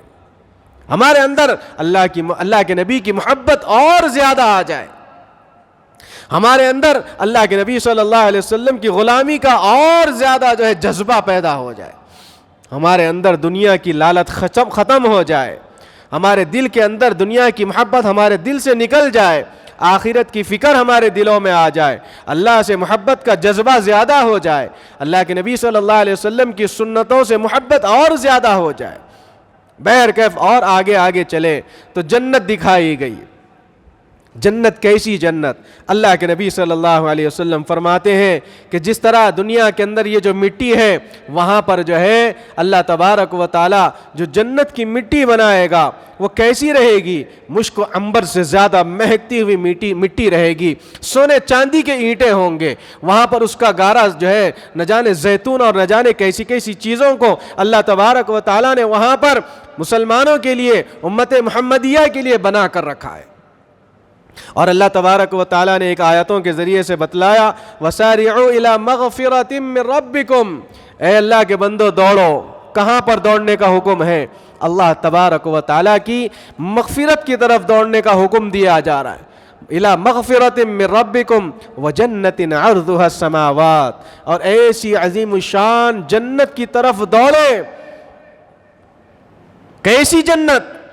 جنت کے بارے میں فرمایا جا رہا ہے ایسے محلات اللہ تبارک و تعالیٰ عطا فرمائیں گے کہ دنیا کے اندر ایسا محل تو دور کی بات ہے, محل کا جو پائیدان جس کو ہم فٹ ریسٹ کہتے ہیں ویسا پائیدان بھی یہاں دنیا میں دیکھنے کو نہیں ملے. یہ اللہ تبارک و تعالیٰ نے اپنے خاص بندوں کے تعلق سے فرمایا جا رہا ہے۔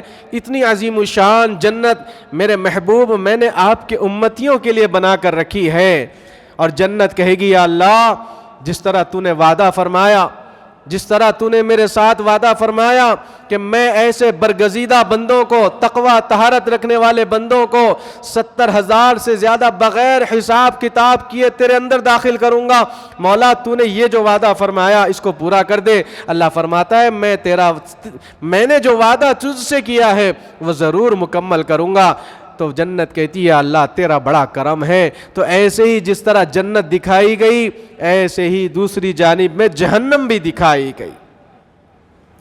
جبرائیل امین عرض کرتے ہیں یا رسول اللہ صلی اللہ علیہ وسلم پناہ مانگی اللہ سے، یہ جو جہنم ہے جس کے اندر ایسے ایسے درجات اللہ تبارک و تعالیٰ نے بنا کر رکھے ہیں، اس کے اندر اللہ تعالیٰ نے کیسے کیسے عذاب بنا کر رکھے ہیں، اس کی ہیبت ناک چیزیں اگر کوئی دیکھ لے، دنیا کے اندر کھانا پینا چھوڑ دے، موت اللہ سے مانگے، ایسی ہیبت ناک چیزیں اللہ تعالیٰ نے جہنم میں بنا کر رکھی ہے۔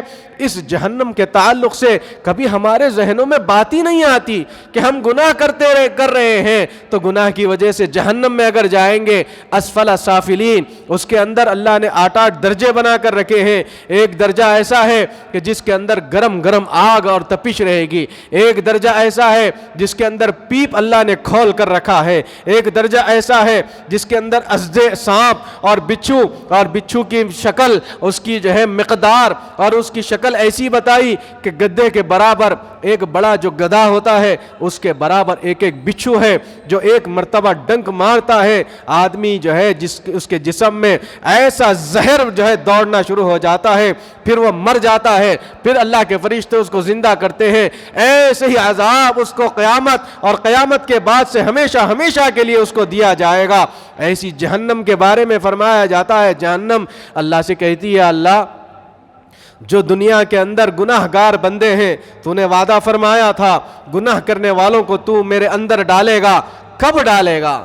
اللہ فرماتا ہے ٹھہر جا، میں نے جس چیز کا وعدہ کیا تھا، قرآن کہہ رہا ہے حل من مزید، جہنم پکارے گی، کہے گی جب دنیا کے اندر فیصلے ہو جائیں گے، حشر کا میدان برپا ہوگا تو سارے لوگوں کے حساب و کتاب ہوں گے، جنت میں جانے والے جنت میں چلے جائیں گے، جہنم میں جانے والے جہنم میں چلے جائیں گے، تو جنت پکار کر کہے گی اے اللہ کیا اور کوئی ہے کیا اور کوئی اضافہ تو کر سکتا ہے تو کر دے، میرا پیٹ خالی ہے، جس کے اندر تو مجھے اندر ڈال دے، جہنم کی سزا کا مستحق اگر کوئی ہے تو میرے پاس بھیج دے، تاکہ دنیا کے اندر وہ جتنی اپنی نفسانی خواہشات کرنا چاہتا تھا کر لیا، دنیا کے اندر وہ جو ہے نمازوں کو چھوڑنا تھا چھوڑ دیا، دنیا کے اندر زنا کرنا تھا کر لیا، دنیا کے اندر شراب پینا تھا پی لیا، دنیا کے اندر زناکاری میں مبتلا ہونا تھا مبتلا ہو گیا، دنیا کے اندر نافرمانی ماں باپ کی کرنا تھا کر لیا، دنیا کے اندر پڑوسیوں کے حقوق کو چھینا تھا چھین لیا، دنیا کے اندر اپنے بھائی بہن رشتہ داروں کے حقوق چھیننا تھا چھین لیا، وہ سارے کام کرنے کے آنے کے بعد اے اللہ تو کیا اب بھی اس کے اوپر رحم کھائے گا؟ جہنم یہ کہتے ہوئے کہے گی یا اللہ میرے پاس بھیج دے، تاکہ تیرے بندے دنیا کے اندر جب تھے تیرے نبی کے پیغام کو فراموش کر دیے، تیرے نبی نے جنت کی خوشخبری دی اور جہنم سے ڈرایا تھا، اس ڈرانے والے نے ڈرانے کے باوجود بھی وہ اپنے گناہوں سے باز نہیں آئے، یا اللہ تو میرے پاس بھیج دے۔ اللہ کی طرف سے حکم آتا ہے جہنم جو تیرے مستحق ہو جائیں گے تیرے پاس ضرور بھیجوں گا، تو جہنم پھر خاموش ہو جائے گی۔ پھر میرے محترم بزرگوں دوستو، ابھی بیت المقدس پہنچ رہے ہیں، راستے میں یہ حالات آ رہے ہیں، یہ حالات اس لیے آ رہے ہیں اللہ کے نبی صلی اللہ علیہ وسلم کو تسلی دی جا رہی ہے، اللہ کے نبی صلی اللہ علیہ وسلم کو جنت اس لیے بتلائی گئی تاکہ اللہ نے جو وعدہ فرمایا تھا اس وعدے کو مکمل کرنے کی حقیقت وہاں سامنے پیش فرمائی۔ اور جب تھوڑا سا اور آگے بڑھے، اللہ کے نبی صلی اللہ علیہ وسلم ایک جماعت کے اوپر سے گزرے، وہاں پہ آپ نے دیکھا کہ بہت سے ایسے لوگ ہیں جن کے ہاتھوں میں جو ناخن ہے تانبے کے ناخن ان کو دے دیے گئے، اور وہ خود اپنے سینے سے گوشت نکال کر نوچ کر کھا رہے ہیں۔ جبرائیل امین سے پوچھا گیا جبرائیل آخر اللہ تبارک و تعالی اتنی سزا ان لوگوں کو کیوں دے رہا ہے؟ فرمایا گیا یا رسول اللہ صلی اللہ علیہ وسلم یہ غیبت کرنے والے لوگ ہیں، جو دنیا کے اندر ایک دوسرے کی غیبت کرتے ہیں، دنیا کے اندر ایک دوسرے کی غیبت کرتے ہوئے اس کے اوپر بہتان کرتے ہیں۔ جبرائیل امین نے اللہ کے نبی صلی اللہ علیہ وسلم کے سامنے عرض کرنے لگے، یا رسول اللہ، یہ اپنے مردار بھائی کا گوشت بھی ایسے ہی کھائیں گے، یہ خود کا گوشت بھی نوچ نوچ کر کھائیں گے، اللہ کی پناہ میں آ جائیں۔ یہ منظر جب اللہ کے نبی نے دیکھا، اللہ سے پناہ مانگنے لگے۔ آج دنیا کے اندر آپ دیکھ لیجئے ہماری زبان سے کیسے کیسے لوگوں کی غیبت ہماری زبان سے نکلتی ہے، اور ہمارے پاس جب کبھی ہماری کوئی محفل جمع ہوتی ہے، دوست ملتے ہیں، ایک دوسرے کی غیبت کرنا شروع کر دیتے ہیں کہ فلاں نے تیرے معاملے میں یہ کہا، فلاں نے جو ہے تجھ سے ایسا معاملہ کر دیا، اور جو تو جس کو اپنا دوست مانتا ہے اس کے حق میں اس کے لیے یہ کہا جا رہا ہے کہ تو ایسے آدمی کو دوست بناتا ہے جو تیرے پیچھے ایسے کام کرتا ہے۔ میرے محترم بزرگوں، دوستوں، اگر کسی کے اندر کوئی برائی ہے، آپ اس کے سامنے جائیں، اس کے پاس جائیں، جا کر ٹھڈی کو ہاتھ لگائیں، اس کو سمجھائیں کہ دیکھو میرے بھائی، آپ کے اندر یہ جو برائی ہے، میں کسی اور کو کہنا مناسب نہیں سمجھتا ہوں، میں آپ سے کہہ رہا ہوں، آپ اس برائی کو ختم کر دیں، آپ اللہ کے واسطے کر لیں، میں آپ کا خیر خواہ ہوں، میں آپ کی بھلائی چاہتا ہوں، میں آپ کو جنت میں دیکھنا چاہتا ہوں۔ آج جو ہے دھڑلے سے لوگوں کے سامنے ایک دوسرے کی برائی کرنا شروع کر دیتے ہیں۔ قرآن کہہ رہا ہے وَلَا تَجَسَّسُوا، اے اللہ کے بندو ایک دوسرے کی ٹوہ میں مت لگو، وَلَا يَغْتَبْ بَعْضُكُمْ بَعْضًا، اللہ کے بندو ایک دوسرے کی غیبت مت کرو۔ أَيُحِبُّ أَحَدُكُمْ، کیا تم اس بات کو پسند کرتے ہو أَن يَأْكُلَ لَحْمَ أَخِيهِ، کیا تم اپنے مردار بھائی کا گوشت کھانا پسند کرو گے؟ أَن يَأْكُلَ لَحْمَ أَخِيهِ مَيْتًا، وہ بھی کیسا بھائی؟ مردار بھائی، اس کا تم گوشت کھانا پسند کرو گے۔ استغفر اللہ، ہم تو جو ہے اپنے بھائی کا گوشت تو کیا، ایک مردار جانور کا گوشت ہمیں گوارا نہیں، ہم کیسے اپنے بھائی کا، مردار بھائی کا گوشت کھائیں گے؟ اس سے بھی بڑا عذاب اللہ تبارک و تعالی وہاں پر جہنم میں بنا کر رکھا ہے۔ ایسے لوگوں کو، ایسے گروہ کو اللہ نے بتلایا تاکہ دنیا والے سمجھ جائیں، باز آ جائیں، دنیا والے غیبت کرنے سے بچ جائیں۔ اور غیبت بھی کیسی کی جا رہی ہے؟ دوسرے کے سامنے غیبت کی جا رہی ہے۔ اگر کسی کے اندر برائی ہے تو یہ غیبت ہے، اور اگر کسی کے اندر برائی نہیں ہے، آپ اپنی طرف سے اگر کوئی بات لگا کر اس کے سامنے کہہ رہے ہیں تو یہ تو بہتان ہے، یہ تو سامنے والے اللہ کے بندے کے اوپر بہتان باندھ دیا جا رہا ہے، یہ غیبت سے بڑا گناہ ہے۔ اسی لیے فرمایا گیا کہ آپ جب کبھی دونوں بھائی لڑتے ہوئے نظر آ جائے، بات کرنے کا معاملہ آ جائے تو صلح کرنے والے بن جاؤ، لڑائی جھگڑے کو ختم کر دو، اپنی جو ہے زندگی کے اندر ہر ایک کو معاف کرنا سیکھ لو۔ اگر آپ معاف کرنا سیکھ لیں گے، فرمایا گیا وہ اللہ کا بندہ مومن ہے، کامل ایمان والا ہے۔ فرمایا گیا یا رسول اللہ کون مومن ہے، کون کامل ایمان والا ہے؟ ایک چھوٹا سا واقعہ عرض کرتے ہوئے اختصار کے ساتھ اپنی بات کو مکمل کروں گا۔ اللہ کے نبی صلی اللہ علیہ وسلم نے ایک مرتبہ فرمایا کہ ایک صحابی رسول مسجد میں آئے اور آ کر عرض کرنے لگے کہ مسجد میں وضو کر کے آئے اور بیٹھ گئے۔ اللہ کے نبی صلی اللہ علیہ وسلم نے اشارہ کر کے بتلایا کہ یہ جو بندے کو دیکھ رہے ہو، یہ اللہ تبارک و تعالیٰ کا ایسا برگزیدہ بندہ ہے، اللہ نے اس کو دنیا کے اندر ہی جنت کی بشارت دے دی ہے، یہ جنتی ہے۔ لوگوں نے دیکھا، ٹھیک ہے، اللہ کے نبی نے فرمایا، ایک مرتبہ پہلے دن فرمایا، پھر دوسرے دن وہ شخص آیا، آ کر مسجد نبوی میں بیٹھ گیا۔ اللہ کے نبی نے فرمایا جنتی آدمی کو دیکھنا ہے تو وہ سامنے بیٹھا، اس کو دیکھ لو۔ اب لوگ پریشان، پہلے دن بھی وہی آدمی، دوسرے دن بھی وہی آدمی، پھر تیسرے دن اللہ کے نبی نے فرمایا جنتی آدمی کو دیکھنا چاہتے ہو، وہ آدمی بیٹھا ہے، اس کو دیکھ لو۔ اب لوگوں کے اندر تشویش پیدا ہو گئی کہ آخر اس کے کون سے ایسے اعمال ہوں گے کہ جس کی وجہ سے اللہ تبارک و تعالیٰ نے دنیا کے اندر اس کو جنت کی بشارت دے دی۔ بہرکیف ایک صحابی رسول وہ ٹھان لیے کہ میں ضرور ضرور ان کے اعمال کو چیک کروں گا کہ شاید کس کی وجہ سے یہ جو ہے اللہ نے ان کو، اللہ کے نبی نے یہ رتبہ دنیا کے اندر عطا فرمایا، جنتی ہونے کا رتبہ عطا فرمایا۔ اب وہ ان کے پاس پہنچے، جا کر عرض کرنے لگے کہ چچا جان، میں اپنے بھائیوں سے لڑ لیا ہوں، مجھے گھر میں نہیں آنے دیا جا رہا ہے، آپ اپنے گھر میں مجھے قیام کرنے کی اجازت دے دیجئے۔ اللہ والے تھے، ہر ایک کو مہمان بنانا ان کی عادت ہوا کرتی تھی. انہوں نے کہا کہ ٹھیک ہے آ جاؤ, میرا چھوٹا سا گھر ہے, وہاں جو ہے اس کے اندر آ جاؤ اور قیام کر لو. تو بہرکیف وہ بہانہ تلاش کرتے ہوئے جو ہے وہ اللہ والے کے پاس چلے گئے. اب وہ صحابی رسول ان کا جو ہے عمل دیکھنا چاہتے تھے کہ آخر کون سا ایسا عمل کر رہے ہیں جس کی وجہ سے اللہ کے نبی نے ان کو جنتی ہونے کا خطاب عطا فرمایا. بہرکیف رات ہو گئی, عشاء کا وقت ہو گیا, مسجد نبوی سے پہنچ گئے, اپنے گھر میں پہنچ گئے.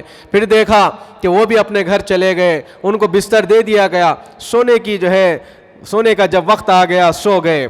اب تھوڑا سا 1 گھنٹہ ہو گیا, 1.5 گھنٹہ ہو گیا, وہ سونے کی ایکٹنگ کر رہے تھے. وہ اس لیے جو ہے سونے کی ایکٹنگ کر رہے تھے تاکہ کمبل ہٹا کے دیکھیں کہ آخر یہ اللہ والا بندہ کون سا ایسا عمل کرتا ہو کہ جس کی وجہ سے اللہ تبارک و تعالیٰ نے اس کو جنتی ہونے کا خطاب دیا.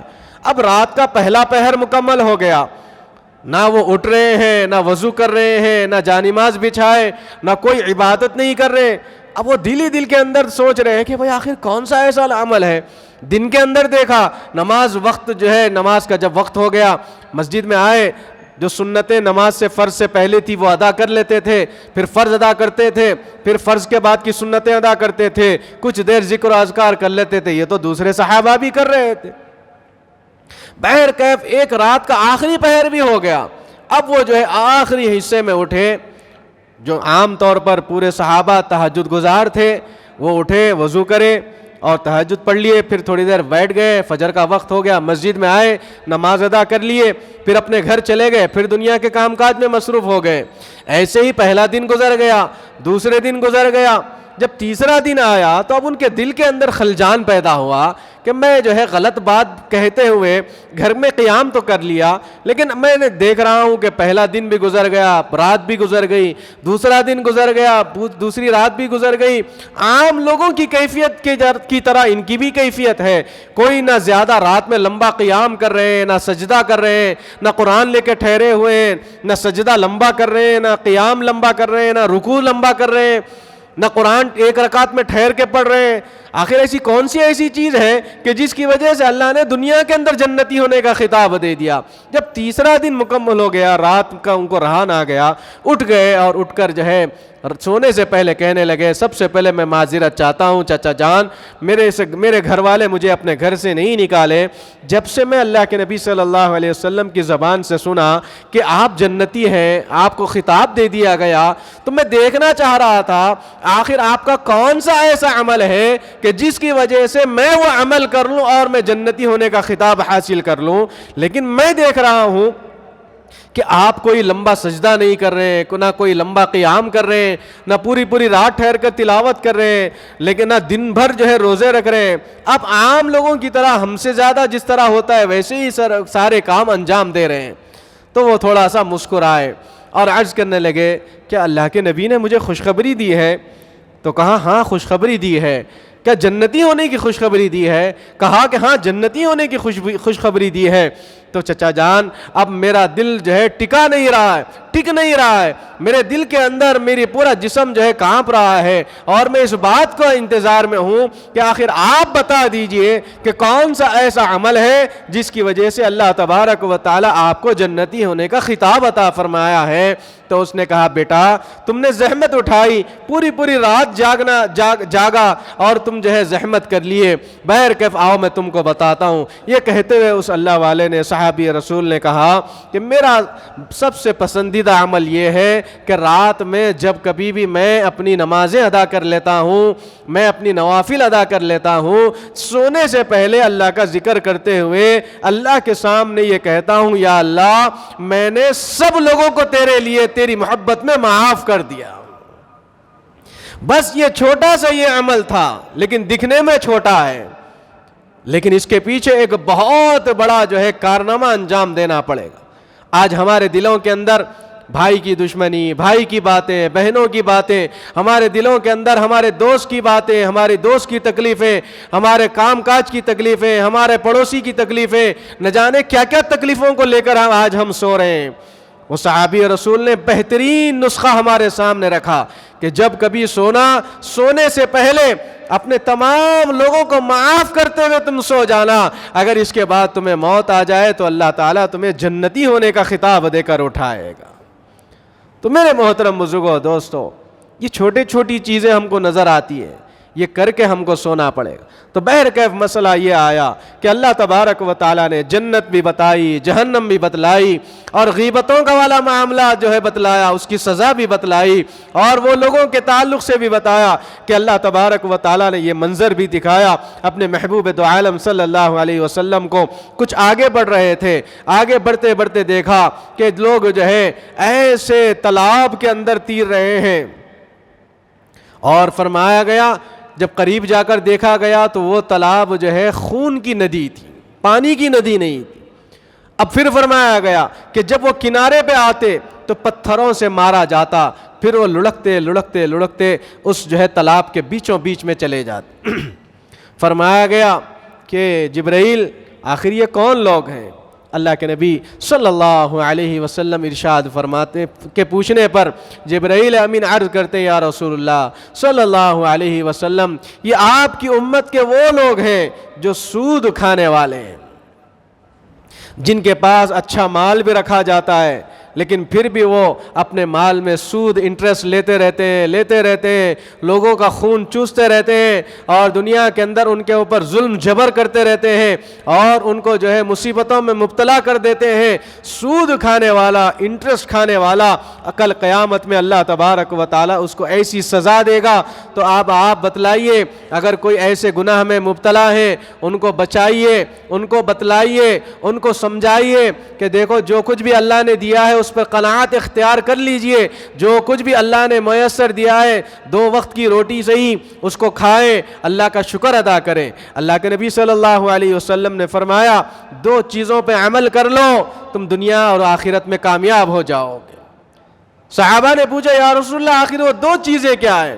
اللہ کے نبی صلی اللہ علیہ وسلم نے ارشاد فرمایا کہ جب نعمت تمہارے پاس موجود ہے اللہ کا شکر ادا کرو، اور اگر کوئی نعمت تمہارے پاس نہیں ہے اللہ پر صبر کا معاملہ پیش کر دو۔ صبر اور شکر یہ 2 چیزیں ایسی ہیں کہ جب کبھی مومن کے دل کے اندر یہ بات آ جائے گی اللہ تعالیٰ اس کی دنیا بھی بنا دے گا اور آخرت میں کامیابی بھی عطا فرمائے گا۔ تو بہرکیف وقت کافی ہو رہا ہے، میں دیکھ رہا ہوں آپ حضرات جو ہے بے چینی کے عالم میں بیٹھے ہوئے ہیں، لیکن یہ جو بیٹھتے ہیں ہم اللہ کے گھر میں، یہ ہمارا بیٹھنا آج کل میرے محترم بزرگوں دوستوں، اگر کوئی تقریب، کوئی محفل دوست احباب کی جم جائے، کوئی شادی بیاہ والی تقریب آ جائے، کوئی فنکشن ہم اٹینڈ کرنے چلے جائیں، 4 گھنٹے بیٹھنا ہمارے لیے آسان ہو جائے گا۔ دوستوں کی محفل میں جب بیٹھتے ہیں 2 گھنٹے 3 گھنٹے گپ شپ میں نکل جائیں گے، ہم کو معلوم ہی نہیں ہوگا، اور جب دیکھتے ہیں گھڑی نکال کے کہ ارے دیکھنے کو جو ہے ابھی ہم آئے تھے، باتیں ابھی شروع ہوئی، لیکن 3 گھنٹے کیسے گزر گئے پتہ ہی نہیں ہے۔ تو جب اپنے دوستوں کی محفلوں میں جب ہم بیٹھتے ہیں، اور ایک بات یہ بھی عرض کرتا چلوں کہ آج کل لوگ جو ہے پکچرز دیکھنے کے عادی ہیں، 3 گھنٹے 4 گھنٹے کے پکچر دیکھنا ان کے لیے آسان ہو جاتا ہے، اللہ کے گھر میں بیٹھنا دشوار ہو جاتا ہے۔ بڑے سیریل دیکھنا ان کے لیے آسان ہو جاتا ہے، لیکن اللہ کے گھر میں بیٹھنا بڑا دشوار ہو جاتا ہے۔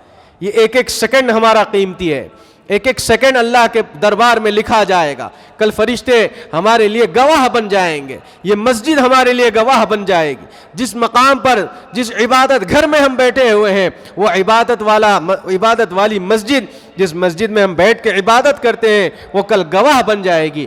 جس جگہ پہ بیٹھ کر ہم سجدہ کرتے ہیں وہ سجدہ کل ہمارے لیے گواہ بن جائے گا، اللہ کی بارگاہ میں سفارش کرے گا یا اللہ ایسے وقت میں تیرا بندہ آیا تھا، تیرے گھر میں بیٹھا تھا، مسجد میں بیٹھنے کے بعد وہ سجدہ تیرے لیے کیا تھا، وہ تیرے لیے رکوع کیا تھا، وہ تیرے نبی کی عظمت کی باتیں سن رہا تھا، تیری نبی کی محبت اس کے دل کے اندر جاگی ہوئی تھی، وہ اللہ کے سامنے ارادے کر رہا تھا یا اللہ نبی کا عاشق ہم کو بنا دے، نبی کا سچا پکا امتی ہم کو بنا دے۔ وہ دل کے اندر ارادے کر رہا تھا یا اللہ جب یہ عذابات ہم نے دیکھے تو گناہوں سے بچنے کے لیے اللہ سے دعائیں مانگ رہا تھا، دل کے اندر یہ داعیہ پیدا ہو جائے گا. اور اگر پیدا نہ ہو تو نیتیں کر لیجئے, اپنی نیتوں کو سدھار لیں کہ جب اللہ نے اتنے سارے واقعات, اتنے سارے منظر دکھائے تو کیوں دکھائے ہوں گے؟ قیامت تک کے آنے والے انسانوں کو اللہ بتانا چاہتا ہے گناہ کرنے والوں کے ساتھ معاملہ کیسا ہوگا, نیکی کرنے والوں کے ساتھ معاملہ کیسا ہوگا. معراج کا منظر نامہ یہی ہے, سفر نامہ یہی ہے. ابھی یہ تو دنیا کے اندر کے عجائبات میں نے آپ حضرات کے سامنے پیش کیے. ابھی آسمانی سفر شروع نہیں ہوا, اس کو معراج کہا گیا, عروج پہ پہنچنے کو کہا گیا. یہ تو اسرا ہے, یہ تو دنیا کا سفر ہے جو اللہ کے نبی نے پیش فرمایا. اللہ کے نبی کے سامنے یہ ساری چیزوں کو دکھایا گیا. اللہ کے نبی ہمیشہ اپنی امت کی فکر میں رہتے تھے, ربی حبلی امتی, ربی حبلی امتی. اے اللہ, اگر میری امت گناہوں کے دلدل میں پھنسی ہوئی ہے تو ان کو گناہوں کے دلدل سے نکالنا اور نیکیوں کے پاس ان کو بھیجانا. یہاں سے پھر بیت المقدس کا سفر ہوا, اور بھی بہت سے لوگوں کے عذابات دکھائے گئے. اللہ کے نبی پناہ مانگتے ہوئے آگے گئے. مقررین حضرات کے بارے میں کہا گیا, ان کی زبانوں کو خینچی سے کترا گیا, ان کی زبان خینچیوں سے کترتے رہتے تھے فرشتے. پوچھا گیا تو کہا گیا یا ایھا الذین آمنوا لم تقولون ما لا تفعلون, اے لوگوں تم اس بات کو کیوں کہتے ہو جس کے اوپر تم خود عامل نہیں ہو, خود عمل کرنے والے نہیں ہو. تو فرمایا گیا کہنے والا بھی محتاج ہے, سننے والا بھی محتاج ہے. اللہ تعالیٰ ہم تمام کو کہنے سننے سے زیادہ عمل کی توفیق نصیب فرمائے. پھر اللہ کے نبی صلی اللہ علیہ وسلم بیت المقدس میں تشریف فرما ہو گئے. جب بیت المقدس پہنچے تو میرے محترم بزرگوں دوستو, براق کو وہاں پر ایک پتھر سے باندھ دیا گیا, اور پورے انبیاء علیہم الصلاۃ والسلام انتظار میں ہیں. کس کے؟ کون سی ایسی ہستی کے, کون سی ایسی شخصیت کے؟ فرمایا گیا امام الانبیاء کی آمد کے استقبال میں ٹھہرے ہوئے ہیں, محمد عربی صلی اللہ علیہ وسلم کی آمد میں ٹھہرے ہوئے ہیں. السلام علیکہ یا اول الاولین فرمایا گیا, السلام علیکہ یا اول الآخرین کہا گیا, السلام علیکہ یا حاشر کا لفظ دیا گیا. سب سے پہلے جن کا نور بنایا گیا تھا وہ نور تشریف لا رہے ہیں. سب سے آخر میں جو اللہ کے نبی ہیں, جو سب سے پہلے جن کے لیے حشر کا میدان قائم ہوگا, جن کے پیچھے ان کی امت کثیر تعداد میں ہوں گی, اور وہ شفاعت کرنے والے ہوں گے, سفارشی کرنے والے ہوں گے. اللہ نے صرف انہی کو حق عطا کیا ہوگا جو ہمارے نبی محمد عربی صلی اللہ علیہ وسلم کا نام نامی ہے. اللہ تبارک و تعالیٰ کے ایسے عظیم الشان نبی کی استقبال میں سارے انبیاء علیہم الصلاۃ والسلام انتظار میں ٹھہرے ہوئے ہیں. اب اس سے اس بات کی طرف اشارہ دیا جا رہا ہے کہ لوگ اکثر کہتے ہیں کہ بھائی امام پہلے آ کے بیٹھ جائے بعد میں مصلی آئے. نہیں میرے محترم بزرگوں دوستوں, مصلی پورے پہلے جمع ہو جائے, اس کے بعد امام بعد میں آئے. اس لیے آئے, اللہ کے نبی صلی اللہ علیہ وسلم کا طریقہ ہمیں معلوم ہو گیا. پورے صف بنا کے بیٹھے ہوئے ٹھہرے ہوئے انتظار میں ہیں کہ کب اللہ کے نبی آئیں گے, کب جو ہے ہماری امامت فرمائیں گے. یہ اس بات کی طرف اشارہ تھا کہ ہم آپ کو امام الانبیاء کا لقب عطا فرمانے والے. اللہ تبارک و تعالیٰ اپنے نبی کا رتبہ بتا رہا ہے, اپنے نبی کا مرتبہ ساری دنیا کو قیامت تک کے آنے والے انسانوں کو بتلا رہا ہے کہ آپ پر ختم نبوت ہونے والی ہے, آپ خاتم النبیین ہیں, آپ ایسے عظیم الشان نبی ہیں, پیغمبر ہیں, رسول ہیں, محبوب ہیں کہ کیا کیا اللہ نے آپ کو لقب سے پکارا ہے. خوب نام محمد ہے اے مومنو جس پہ نقطہ بھی رب کو گوارا نہیں. اللہ نے آپ کا نام نامی ایسا انتخاب کیا, سلیکٹ کیا جس پہ ایک نقطہ بھی اللہ نے نہیں رکھا ہے. محمد نام دیکھیے صلی اللہ علیہ وسلم, اس کے اوپر کوئی نقطہ نہیں ہے. ہمارے آپ کے نام دیکھ لیجئے جس میں نقطہ آئے گا, یا آئے گا, سین آئے گا, شین آئے گا, زا آئے گا, زاد آئے گا. اپنے ناموں میں جو ہے الگ الگ طریقے سے نقطے آئیں گے, لیکن اللہ تبارک و تعالیٰ نے اپنے محبوب دو عالم صلی اللہ علیہ وسلم کا نام ایسے سلیکٹ کیا جس نام نامی کے اوپر بھی نقطہ اللہ کو گوارا نہیں ہے. کبھی اللہ محبت کے ساتھ پکارتا ہے یاسین, یہ اللہ کے نبی کا لقب ہے۔ کبھی اللہ پکارتا ہے طٰہٰ، اللہ تبارک و تعالیٰ اپنے محبوب کو ایسے ایسے نام دیا۔ کبھی اللہ تبارک و تعالیٰ اپنے محبوب کا نام لے رہا ہے یا ایھا المزمل، کبھی اللہ کے نبی صلی اللہ علیہ وسلم کو اللہ پکار رہا ہے یا ایھا المدثر، کبھی اللہ تبارک و تعالیٰ اپنے نبی کے زلفوں کی قسم کھا رہا ہے والشمس وضحاہا، اور پھر اللہ تبارک و تعالیٰ اپنے نبی کی چہرے کی قسم کھا رہا ہے والضحیٰ واللیل اذا سجا، آپ کے زلفوں کی قسم میرے محبوب۔ یہ اللہ تبارک و تعالیٰ اپنے محبوب کے لقب بتا رہا ہے، اور اللہ تبارک و تعالیٰ طٰہٰ کہہ کر پکار رہا ہے، یاسین کہہ کے پکار رہا ہے۔ یہ نبی کی شان اور عظمت اللہ بتا رہا ہے۔ بہرکیف سارے جو ہے اللہ تبارک و تعالیٰ کے برگزیدہ پیغمبر صف بنا کر ٹھہرے ہوئے انتظار میں ہیں۔ امام الانبیاء تشریف لائے اور تشریف لا رہے ہیں، اللہ کے نبی تشریف لائے اور آ کر جو ہے سیدھا اپنے جو ہے جانماز اپنے ممبر کے پاس پہنچ گئے۔ آپ امامت فرمائیں گے، سارے انبیاء پیچھے مقتدی بن کر ٹھہریں گے۔ یہ کیوں؟ اس لیے کہ اللہ تبارک و تعالیٰ بتلانا چاہ رہا ہے کہ اب اللہ کے نبی پر نبوت ختم ہے، آپ امام ہیں، سارے نبیوں کے سردار ہیں، اسی لیے امام آتے ہی نماز شروع کر دی جاتی ہے۔ ہماری مسجدوں کے اندر بعض مرتبہ لوگ تانا دیتے ہیں کہ جو ہے امام آ کے پہلے بیٹھ جائے، امام جانماز سیدھی کرے، امام وہ کرے، امام یہ کرے۔ میرے محترم بزرگوں، دوستوں، امام ہمیں جو ہے امام کا لقب اور امام کا عہدہ ہمیں معلوم ہونا چاہیے۔ آج لوگوں کو امام نہیں بلکہ غلام چاہیے۔ اس سے بھی جو ہے ہم تھوڑا سا ادب و احترام میں آ جائیں، امام کا ادب و احترام کریں، اسے غلاموں جیسا سلوک نہ کریں۔ اللہ تبارک و تعالیٰ ایک سکینہ آسمانوں سے نازل فرماتا ہے، اور کیسی سکینہ؟ آسمان سے سب سے پہلے رحمت اللہ تبارک و تعالیٰ نماز کے وقت میں نازل فرماتا ہے۔ پہلے امام کے اوپر نازل ہوتی ہے سکینہ، پھر اس کے بعد مؤذن کے پاس جاتی ہے، پھر اس کے بعد سارے لوگوں تک پھیل جاتی ہے۔ اللہ کی رحمت سب کو اپنی رحمت سے گھیر لیتی ہے۔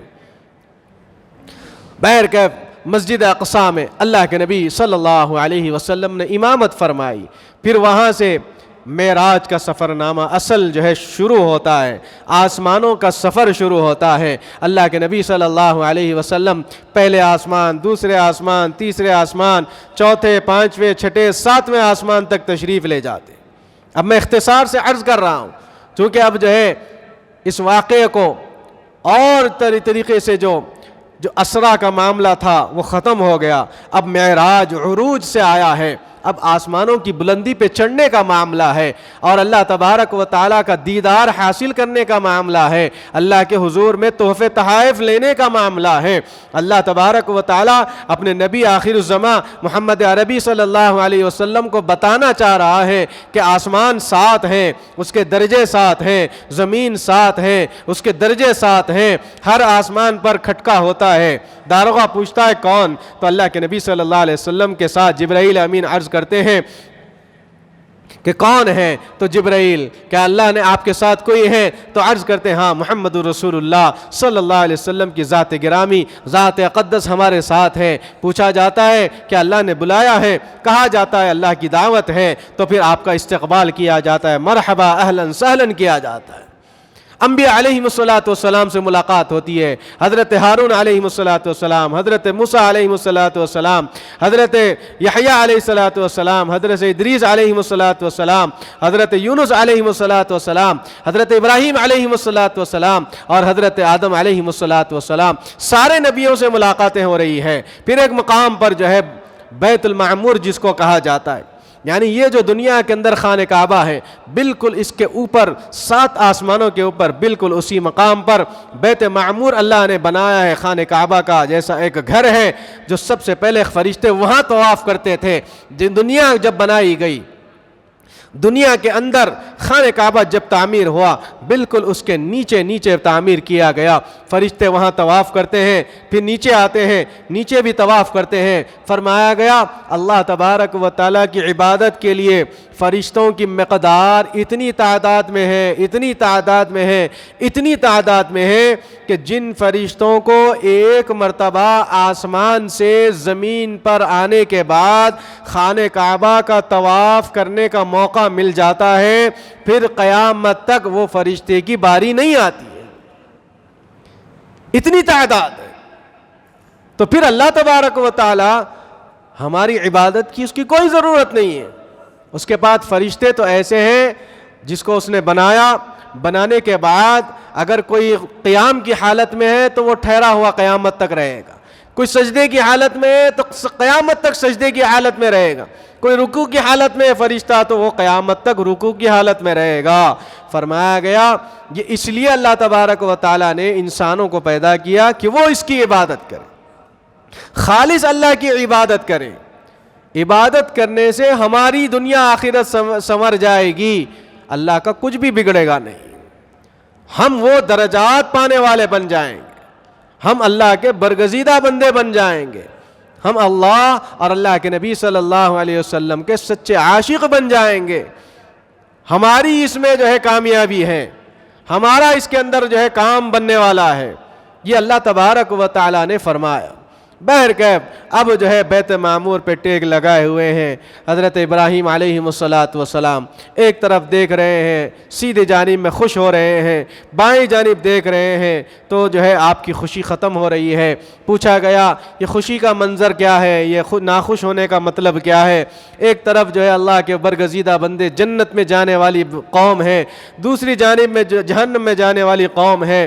حضرت ابراہیم علیہ السلام غمزدہ ہو رہے ہیں کہ میری قوم، میرے قوم کے لوگ، میرے جو ہے آبا و اجداد کے لوگ اور اللہ تبارک و تعالیٰ کے بندے ایک طرف جنت میں جاتے ہوئے دیکھ رہے ہیں تو خوش ہو رہے ہیں، اور جو جہنم میں جاتے دیکھ رہے ہیں تو غمزدہ ہو رہے ہیں۔ پھر وہاں سے سفر اور آگے بڑھے، وہاں سے سدرۃ المنتہا کا معاملہ آیا۔ سدرۃ المنتہا ایک جھاڑ ہے، بیری کا جھاڑ، وہاں میرے محترم بزرگوں دوستو حضرت جبرائیل امین آ کر اللہ کے نبی کے سامنے ٹھہر گئے۔ پوچھا گیا کیا ہوا جبرائیل؟ آپ صلی اللہ علیہ وسلم کے سوال پر جبرائیل امین نے عرض کیا یا رسول اللہ آپ کی میری رفاقت یہیں پہ ختم، اگر میں یہاں سے آگے بڑھوں گا، آگے آؤں گا تو میرے پر جل جائیں گے تجلیات ربانی کی وجہ سے، یا رسول اللہ اب آپ کو ہی آگے بڑھنا ہے۔ اللہ کے نبی فرماتے جبرائیل میرے ساتھ آؤ، چونکہ آپ سفر پہلی مرتبہ کر رہے ہیں۔ جبرائیل جو ہے اللہ کے نبی صلی اللہ علیہ وسلم سے کہنے لگے یا رسول اللہ میری حد یہیں تک ہے، جب میری حد ختم ہے میں آگے نہیں آ سکتا، میں آگے ایک اینچ بھی بڑھوں گا میرے پر جل جائیں گے، لہٰذا اب آپ کی میری دوستی یہیں تک ہے۔ اللہ کے نبی صلی اللہ علیہ وسلم جب آگے بڑھتے ہیں، رف رف نامی ایک قالین آتی ہے، اللہ کے نبی صلی اللہ علیہ وسلم اس پہ ٹھہرنے جاتے ہیں۔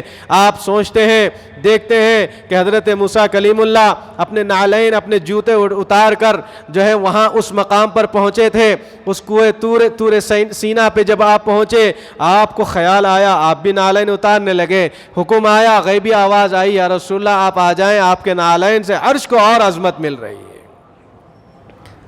بہرکیف یہ اللہ کے نبی صلی اللہ علیہ وسلم کا سفر کا آخری مرحلہ ہے، اور جب آپ آگے بڑھتے چلے گئے اللہ کی بارگاہ میں جب پہنچے، اللہ تبارک و تعالیٰ کے پردے نکلنا شروع ہو گئے، جو پردے حائل تھے سامنے وہ ہٹنا شروع ہو گئے، اور ہٹتے چلے گئے، ہٹتے چلے گئے، ہٹتے چلے گئے۔ میرے محترم بزرگوں دوستو اس کو قرآن کہہ رہا ہے کیا کہہ رہا ہے؟ قرآن اس کی تشبیہ دے رہا ہے۔ اللہ کے نبی صلی اللہ علیہ وسلم اپنی جسم کی آنکھوں سے، کس کی آنکھوں سے؟ اپنے جسم کی آنکھوں سے، یعنی جس طرح ہمارا یہ سر ہے، ہماری یہ جو آنکھیں ہیں، اللہ کے نبی صلی اللہ علیہ وسلم نے ایسے ہی اللہ کی بارگاہ میں قریب سے قریب تر پہنچتے چلے گئے، اتنا قریب ہو گئے، ثم دنا فتدلی، اور قریب آ گئے، فکان قاب قوسین او ادنا، اور قریب، اتنے قریب کہ قاب قوسین جس کو کہا جاتا ہے تیر ہے، تیر کا کمان ہے جو ہے تنگس سے بن کر جس سے تیر مارنے کے لیے جو فاصلہ اس کے درمیان میں رہتا ہے، اتنا قریب اللہ اور اللہ کے نبی صلی اللہ علیہ وسلم قریب ہو گئے۔ یہ دیدار عظمی اللہ تبارک و تعالی اپنے محبوب دو عالم صلی اللہ علیہ وسلم کو عطا کرنا چاہ رہا تھا.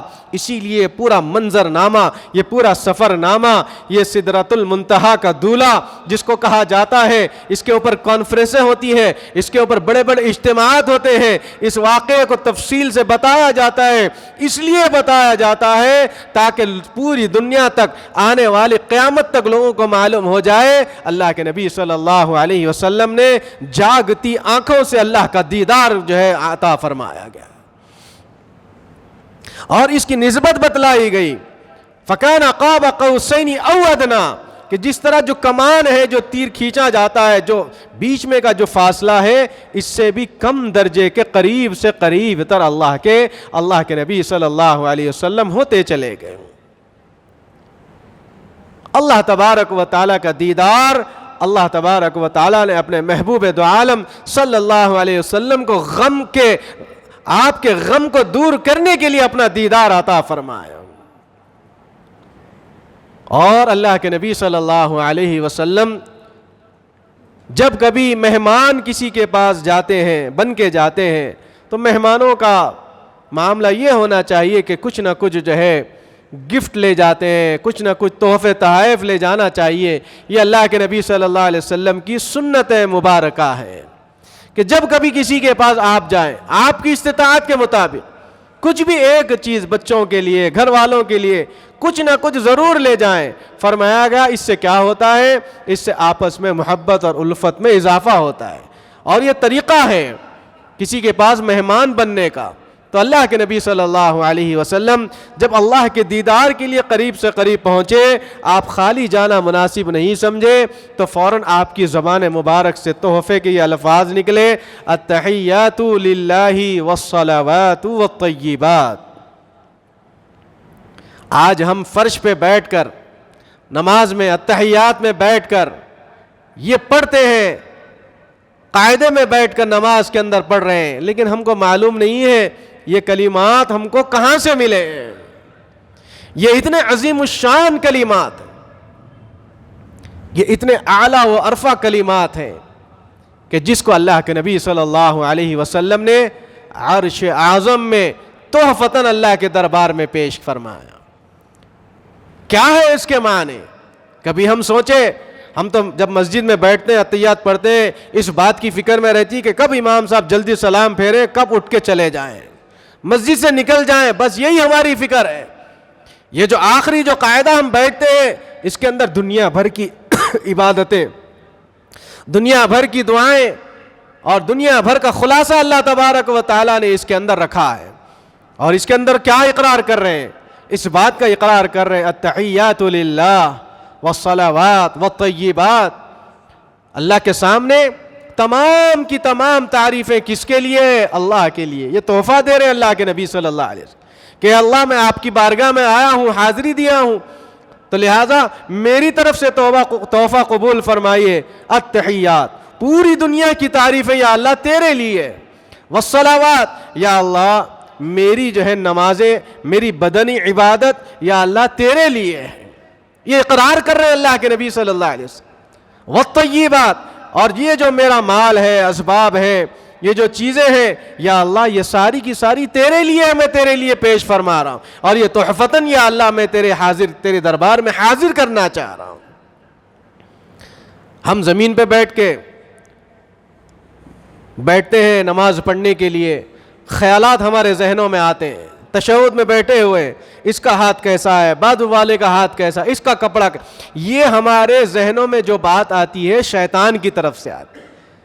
تو اس بات کو ختم کرنے کے لیے معنی پہ غور کر لیں، بس ہماری نماز جو ہے بالکل جو ہے بہترین انداز میں اللہ کے دربار میں پیش ہو جائے گی.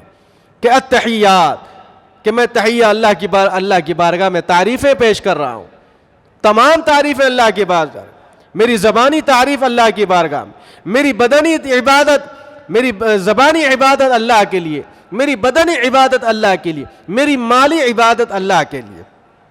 جب یہ تحفہ پیش کیے، اللہ تبارک و تعالیٰ کیسے خاموش رہ سکتا ہے؟ اپنے محبوب دو عالم صلی اللہ علیہ وسلم پر بھی اللہ نے دوسرے تحفے اور پیش فرمائے. دوسرا تحفہ یہ ہے، کیا ہے؟ السلام علیک ایھا النبی ورحمۃ اللہ وبرکاتہ. ماشاء اللہ. اللہ تبارک و تعالیٰ خود سلام بھیج رہا ہے اپنے محبوب دو عالم صلی اللہ علیہ وسلم. اور السلام علیک ایھا النبی ورحمۃ اللہ وبرکاتہ. السلام علیکہ معنی کیا ہے کہ اے میرے محبوب صلی اللہ علیہ وسلم آپ پر میرا سلام ہو. اور سلام کے بعد کیا کہا جا رہا ہے؟ ورحمۃ اللہ، اے میرے محبوب آپ کے اوپر میری رحمت نازل ہو. پھر یہاں معاملہ رکا نہیں، پھر اور اللہ نے تیسرا تحفہ دیا، وہ یہ ہے وبرکاتہ، جتنی میری برکتیں ہیں میرے محبوب آپ کے اوپر نچھاور ہیں، آپ کے لیے فدا ہے میری ساری برکتیں. آپ ایسا نہ سمجھیں کہ آپ جس چیز کو ہاتھ لگائیں گے میں اس میں برکت دے دوں گا. آپ کنکریاں پکڑے، برکتاً کنکریاں، اشہد ان لا الہ الا اللہ و اشہد ان محمد رسول اللہ کہنا شروع کر دیے. جس درخت کے نیچے آپ سوئے وہ درخت آپ کے گن گانا شروع کر دیا.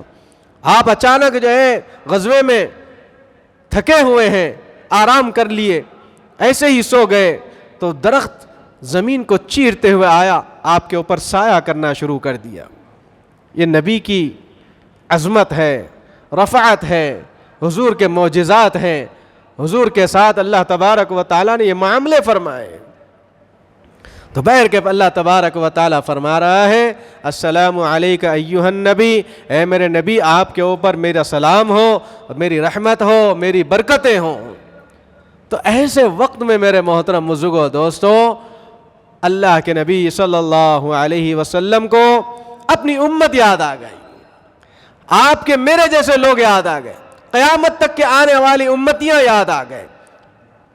فوراً اسی وقت کہنا شروع کر دیے السلام علینا وعلی عباد اللہ الصالحین. اے اللہ آپ میرے اوپر سلام پیش فرما رہے ہیں، میرے اوپر رحمت برسا رہے ہیں، میرے اوپر برکتیں نازل فرما رہے ہیں، میری امت کے اوپر بھی نازل فرما دیجئے، میری امت کے اوپر بھی رحمت برسا دیجئے، میری امت کے اوپر بھی برکتوں کا نزول فرما دیجئے، تاکہ میری امت آپ کی ان دعاؤں سے محروم نہ ہو جائے. السلام علینا وعلی عباد اللہ الصالحین.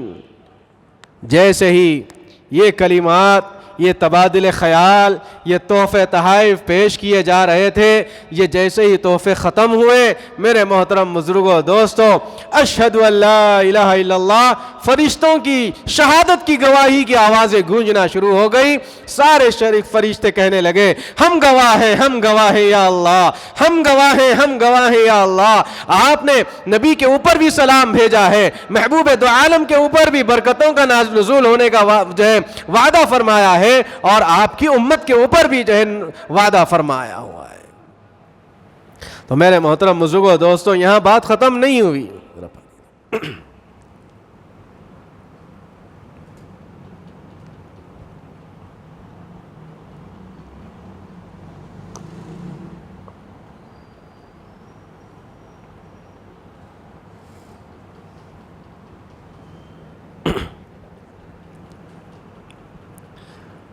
اب عنقریب انشاءاللہ 5 سے 7 منٹ کے اندر اپنی بات کو سمیٹوں گا. ایک مرتبہ درود شریف پڑھ لیجئے. اللہم صلی علی سیدنا شفیعنا وحبیبنا ونبینا ومولانا محمد وبارک وسلم. چونکہ وقت کافی ہو رہا ہے، اللہ تبارک و تعالی نے اس امت محمدیہ کے اوپر اور بھی انعامات نازل فرمایا ہے. وہ انعام یہ ہے کہ جو نماز کے اندر اور جو ہے اس جلسے کا آغاز جن آیتوں کے ذریعے سے شروع کیا گیا تھا وہ سورۃ البقرہ کی آخری آیتیں ہیں. اللہ تبارک و تعالی نے تحفتاً یہ آیتیں بھی اس امت محمدیہ کو عطا فرمایا. پورا قرآن جبرائیل امین لے کر زمین پہ تشریف لائے، لیکن یہ آیتیں اللہ تعالیٰ نے عرش اعظم پر عطا فرمائے. التحیات اور نماز کا پورا طریقہ زمین پر جبرائیل امین نے سکھائے، اور اللہ تبارک و تعالیٰ نے التحیات کے کلمات کو عرش اعظم پر سکھائے. پھر ہم جب نماز ادا کر رہے ہیں اس کے اندر دعا ہوتی ہے اللہم انی ظلمت نفسی. کیا معنی ہے اس کے معنی یہ ہے کہ یا اللہ ہم نے اپنے نفس کے اوپر بہت ظلم کیا ہے. کیا معنی ہے اس کے معنی یہ ہے کہ ہم بڑے گناہوں کے دلدل میں پھنسے ہوئے ہیں، ہر طرف ہم سے گناہ ہوئے ہیں. ہماری آنکھوں سے گناہ ہو گئے، ہمارے ہاتھوں سے گناہ ہوئے، ہماری زبان سے ہوئے، ہمارے کانوں سے ہوئے، ہمارے چلنے سے ہوئے، ہمارے پھرنے سے ہوئے، ہمارے کھانے سے ہوئے، ہمارے زبان سے کہنے سے ہوئے. ہر ہمارا جسم کا عضو گناہوں کے دلدل میں پھنسا ہوا ہے. تو ہم اللہ کے سامنے اقرار کریں اللہم انی ظلمت نفسی. اور کیسا ظلم؟ ظلماً کثیرا، بہت ظلم ہم نے کیا ہے. ولا یغفر الذنوب الا انت. اے اللہ آپ کی ذات تو بڑی عظیم الشان بخشنے والی ذات ہے، آپ کی ذات تو مغفرت کرنے والی ذات ہے. ولا یغفر الذنوب، اگر آپ ہمیں نہیں بخشیں گے، الا انت، آپ کے علاوہ کون ہے بخشنے والا؟ آپ کے علاوہ کون ہے ہم کو جو ہے معاف کرنے والا؟ آپ ہی تو ہے اللہ ہماری بخشش کرنے والے ہیں. آپ ہی کے علاوہ آپ ہی ہیں جو ہم کو جو ہے بخشیں گے، آپ کے علاوہ کوئی بخشنے والا نہیں ہے. یہ اس بات کا اقرار کر رہے ہیں وَلَا يَغْفِرُ الذُّنُوبَ إِلَّا أَنْتَ فَاغْفِرْ لِي. آپ جب ہیں بخشنے والے تو یا اللہ ہم کو بخش دیجئے، مجھے بخش دیجئے، سب کو بخش دیجئے. یہ اللہ سے دعا کر رہے ہیں نماز کے اندر. فَاغْفِرْ لِي، ہم سب کی مغفرت کر دیجئے، ہماری مغفرت کر دیجئے. مغفرتم من عندک وارحمنی فاغفر لی مغفرتم من عندک وارحمنی.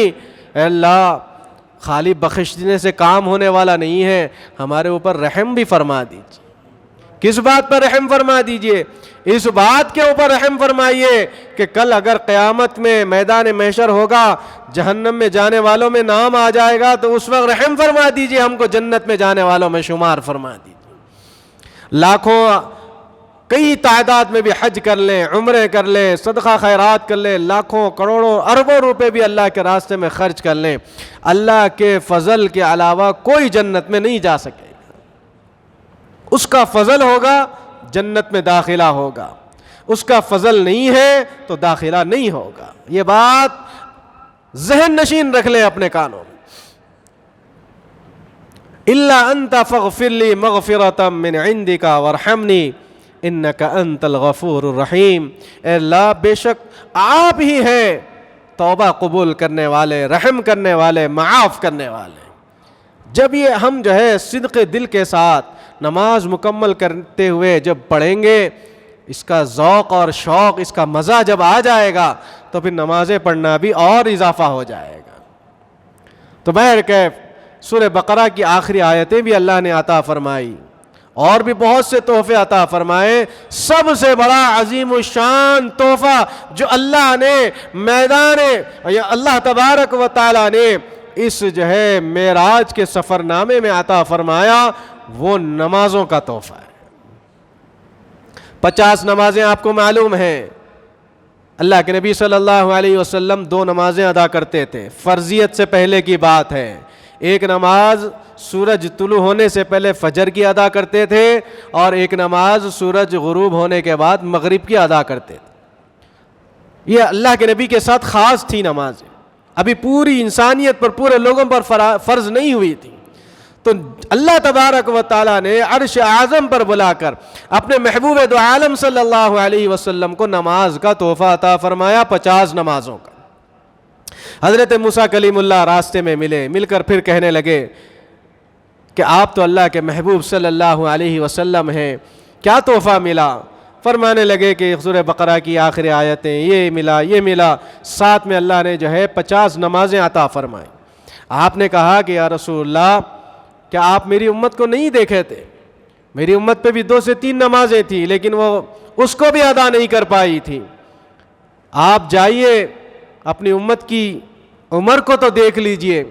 میری امت کے لوگ بڑے جو ہے لمبی عمریں والے تھے، لیکن آپ کی امت کے لوگوں کی عمریں بھی چھوٹی ہیں، کیسے وہ ادا کرے گی؟ اللہ کے نبی پھر اللہ کے دربار میں حاضر ہوئے. پھر جا کر عرض کرنے لگے، یا اللہ میری امت کمزور ہے، اتنی نمازیں نہیں پڑھ پائے گی، جاؤ 5 نمازیں کم. ایسے کرتے کرتے کرتے میرے محترم بزرگوں دوستو، 45 نمازیں اللہ کے نبی صلی اللہ علیہ وسلم نے معاف کرا لی۔ اب آپ یہ بتلائیے کہ اللہ کے نبی صلی اللہ علیہ وسلم کتنی مرتبہ اللہ کا دیدار فرمایا؟ بات معراج کے اندر تو یہ سمجھ میں آئی کہ ایک مرتبہ گئے عرش اعظم پہ دیدار کر لیے پھر واپس آ گئے، نہیں، بلکہ جب بھی نمازوں کو کم کرنا تھا اللہ کا دیدار کرتے آئے اور نمازوں کو کم کراتے آئے، اللہ کا دیدار کرتے آئے، نمازوں کو کم کراتے آئے، اللہ سے بات کرتے ہوئے نمازوں کو کم کراتے ہوئے آئے۔ تو اتنا بڑا تحفہ اللہ کے نبی کو عطا فرمایا، نماز کا تحفہ۔ 50 کے جگہ 0 ہٹ گیا، 5 نمازیں ہم کو عطا فرمائی گئی۔ اب پھر کہنے لگے کہ یہ 5 نمازوں کو بھی کم کرائیے۔ حضرت موسیٰ کے کہنے پر آپ فرمائے شرم آ رہی ہے، اب اگر جاؤں گا تو وہ 5 بھی اگر نکال دیں گے تو پھر میں کیا لے کر آؤں گا۔ میرے محترم بزرگوں، دوستو، پھر جب آپ پہنچے تو اللہ تبارک و تعالیٰ نے فرمایا کہ میرے محبوب صلی اللہ علیہ وسلم، آپ کی امت کے لوگ یہ 5 وقتہ نماز اپنے وقت مقررہ پر اس دنیا کے فرش پہ اگر ادا کریں گے، اللہ تبارک و تعالیٰ آپ کی اس امت کو 5 نہیں بلکہ 50 نمازوں کی ثواب عطا فرمائے گا۔ ایک نماز ادا کر رہے ہیں، 10 نمازوں کے برابر اللہ ثواب عطا فرما۔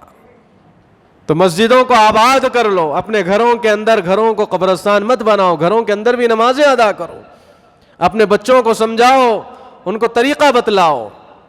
آج بڑے بھی ہم دیکھ رہے ہیں کہ وہ جو ہے صحیح طریقے سے تکبیر تحریمہ نہیں کر پاتے، بعض لوگ ایسا ہاتھ اٹھا دیتے ہیں سر کے اوپر، بعض لوگ ایسا ہاتھ رکھتے ہیں۔ صحیح طریقہ کیا بتلایا گیا؟ دونوں ہتھیلیوں کو قبلے کی طرف رکھو، کانوں کے کوروں تک اٹھاؤ، بس ختم۔ سینے سے اوپر کانوں کی جو ہے دونوں یہ جو ہے یہاں تک آپ اٹھائیں، بس کوئی بات نہیں، نماز آپ کی شروع ہو جائے گی۔ کئی لوگوں کو ہم دیکھ رہے ہیں کہ یوں اس طریقے سے ہاتھ کرتے ہیں، غلط طریقہ ہے۔ بڑوں کو ہم نے دیکھا ہے کہ نماز کو صحیح طریقے سے ایسے ہتھیلیوں کو قبلے کی طرف بتاؤ، دکھاؤ اور اللہ کے سامنے اقرار کرو، یا اللہ یہ جو ہتھیلیاں میری خالی ہے، پوری دنیا کو پیچھے چھوڑ کے آ گیا، یا اللہ بس تیرے سامنے آ کے ٹھہر گیا، اب تیری رضا چاہیے، تیرا کرم چاہیے، تیری رحمت چاہیے، تیری برکتیں چاہیے۔ اللہ کے سامنے اقرار تو کرو، کر کے دیکھو، پھر نماز کے اندر کیسی لذت آئے گی، محسوس کرنا شروع کر دو گے۔ پھر ہاتھ باندھیں گے، ہاتھ باندھیں، آپ کو جہاں پسند ہے باندھیے۔ کل اللہ تبارک و تعالیٰ قیامت میں یہ سوال نہیں کرے گا کہ میرے بندے تو نے سینے پہ ہاتھ باندھا یا ناف کے نیچے باندھا یا بیچ میں باندھا، اللہ اس کا سوال نہیں کرے گا۔ اللہ سوال کرے گا یہ کہ میرے بندے تو نے نماز کو قائم کیا یا نہیں کیا، تو نے نماز پڑھی یا نہیں پڑھی۔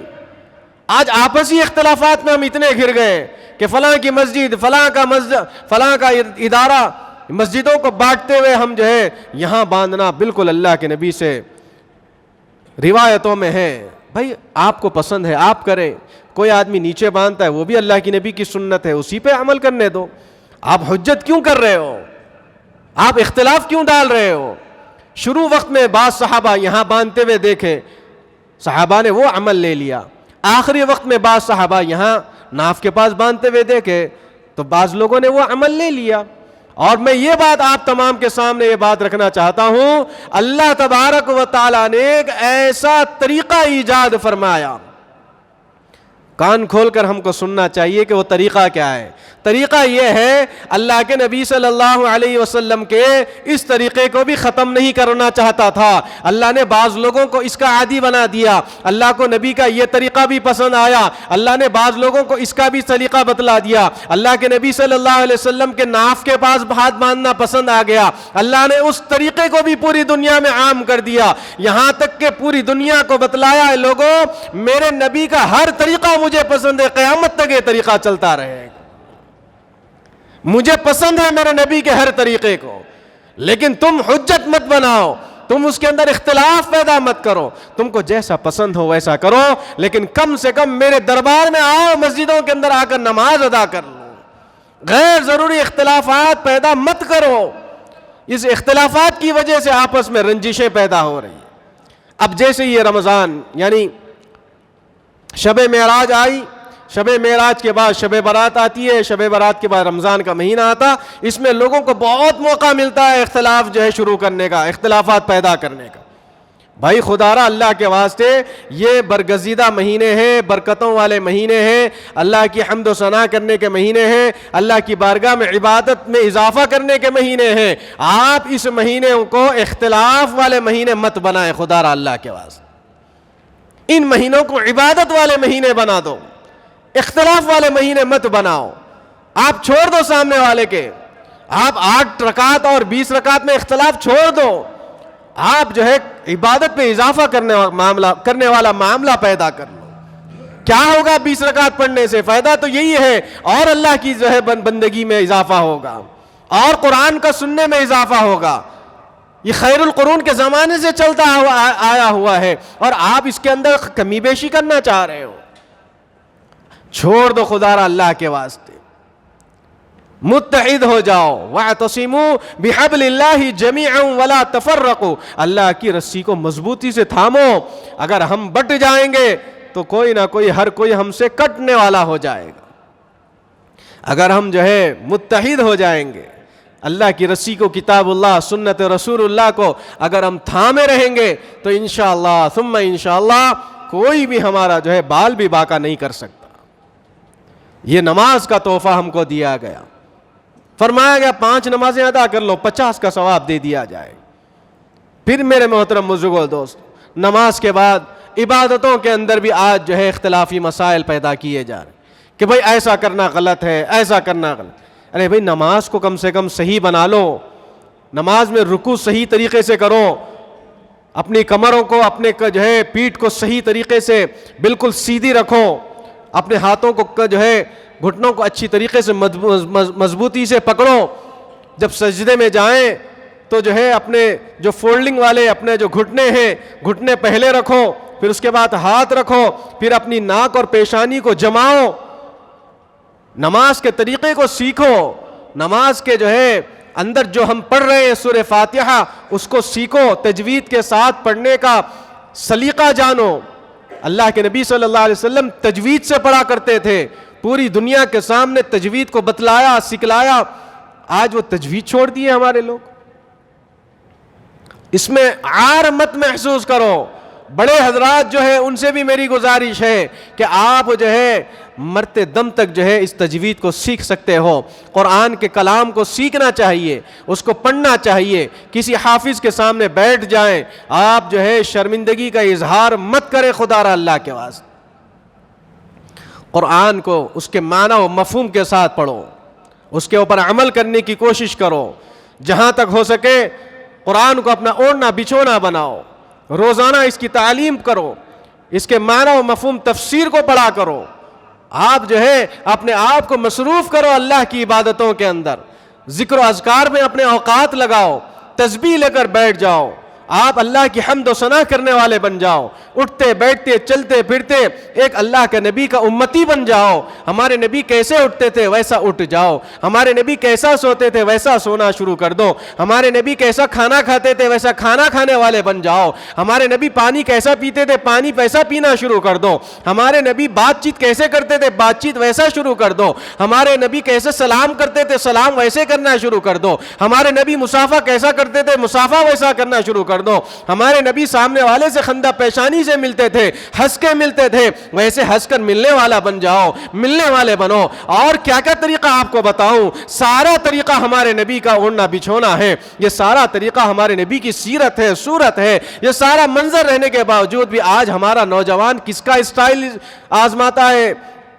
فلاں فلاں ہیرو کا اسٹائل اپناتا ہے، وہ کپڑے ایسے پہنتا تھا، وہ جینس پھاڑ کر جو ہے کپڑے پہنتا ہے، پوچھا جائے کیوں پہن رہا ہے، کہتا ہے کہ فلاں ہیرو ایسا کیا تھا میں بھی ایسا کر رہا ہوں۔ میرے محترم بزرگوں، کل قیامت میں اللہ اس کے ساتھ تمہارا حشر کرے گا۔ اگر یہ سوچ کے عمامہ باندھو گے، ٹوپی پہنو گے، یہ سوچ کے پہنو گے میرے نبی کی سنت ہے، تو میرے محترم بزرگوں دوستو، کل ہم مر جائیں گے ہمارا حشر بھی ہمارے نبی کے ساتھ ہوگا۔ کیوں ہوگا؟ اس لیے کہ نبی کے طریقے کو اپنا طریقہ بنایا تھا، غیروں کے طریقے کو کسی نے اس کا طریقہ بنایا تو غیروں کے ساتھ اس کا حشر ہوگا۔ ہمارا حشر ہمارے نبی کے ساتھ، ہمارے نبی کے ساتھ ہمارا حشر ہوگا۔ اللہ تبارک و تعالی نے یہ جو زندگی عطا فرمائی بڑی جو ہے قیمتی زندگی ہے، اس کو غفلتوں میں نہ ڈالیں۔ خدا را اللہ کے واسطے میرے محترم بزرگوں دوستو، کامل جو ہے مکمل طریقے سے ایمان والے بن جاؤ۔ حدیث کے اندر بات آتی ہے لا یؤمن احدکم حتی اکون احب الیہ من والدہ وولدہ والناس اجمعین۔ اے لوگو، تم کامل مومن اس وقت نہیں بن سکتے جب تک کہ تم جو ہے اپنے ماں باپ سے زیادہ اللہ کے نبی کو محبوب نہ بنا لو۔ احب الیہ من والدہ وولدہ، اپنے بچوں سے زیادہ اللہ کے نبی کو چاہنے والے بن جاؤ۔ والناس اجمعین، پوری دنیا کے لوگوں سے زیادہ چاہت اپنے نبی کے ساتھ جوڑ لو، اس وقت تم کامل مومن بن جاؤ گے، مکمل ایمان والے کہلاؤ گے۔ پھر فرمایا گیا من احب سنتی فقد احبنی۔ آج بہت سے نوجوان تھوڑا سا سنت کو ادا کرنے میں شرماتے ہیں، تھوڑا سا غفلتوں کا معاملہ کرتے ہیں۔ ان سے پوچھا گیا ہے تو بھائی یہ کیوں نہیں کرتے، تو کہتے ہیں کہ تھوڑا سا اپنے آپ کو آکورڈ محسوس کرتے ہیں۔ ان کے لیے حدیث ہمارے سامنے ہے من احب سنتی فقد احبنی۔ میرے نبی نے کیسے بال رکھے تھے ویسے ہی بال اگر رکھو گے نبی کی سنت کہلائی جائے گی۔ فرمایا گیا، میرے نبی فرماتے ہیں، میرے نبی صلی اللہ علیہ وسلم نے ارشاد فرمایا من احب سنتی فقد احبنی، جو نبی کی سنت کو اپنائیں گے وہ نبی کی محبت میں اور زیادہ اضافہ پاؤ گے۔ ومن احبنی، اللہ کے نبی نے فرمایا جو مجھ سے محبت کرتا ہے اس کا مقام کیا ہوگا؟ کان معی فی الجنہ، وہ کل جنت میں میرے ساتھ ہوگا۔ اب اس سے بڑا اعزاز اور کیا چاہیے، اس سے بڑا انعام اور کیا چاہیے؟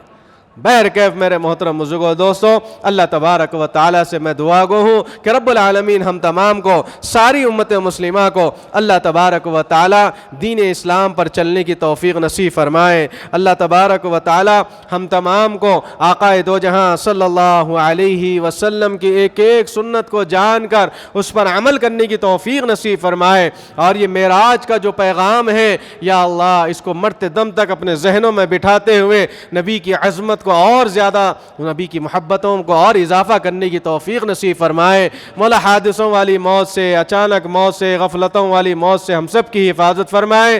کلمے والی موت نصیب فرمائے، مرنے سے پہلے کلمہ نصیب فرمائے۔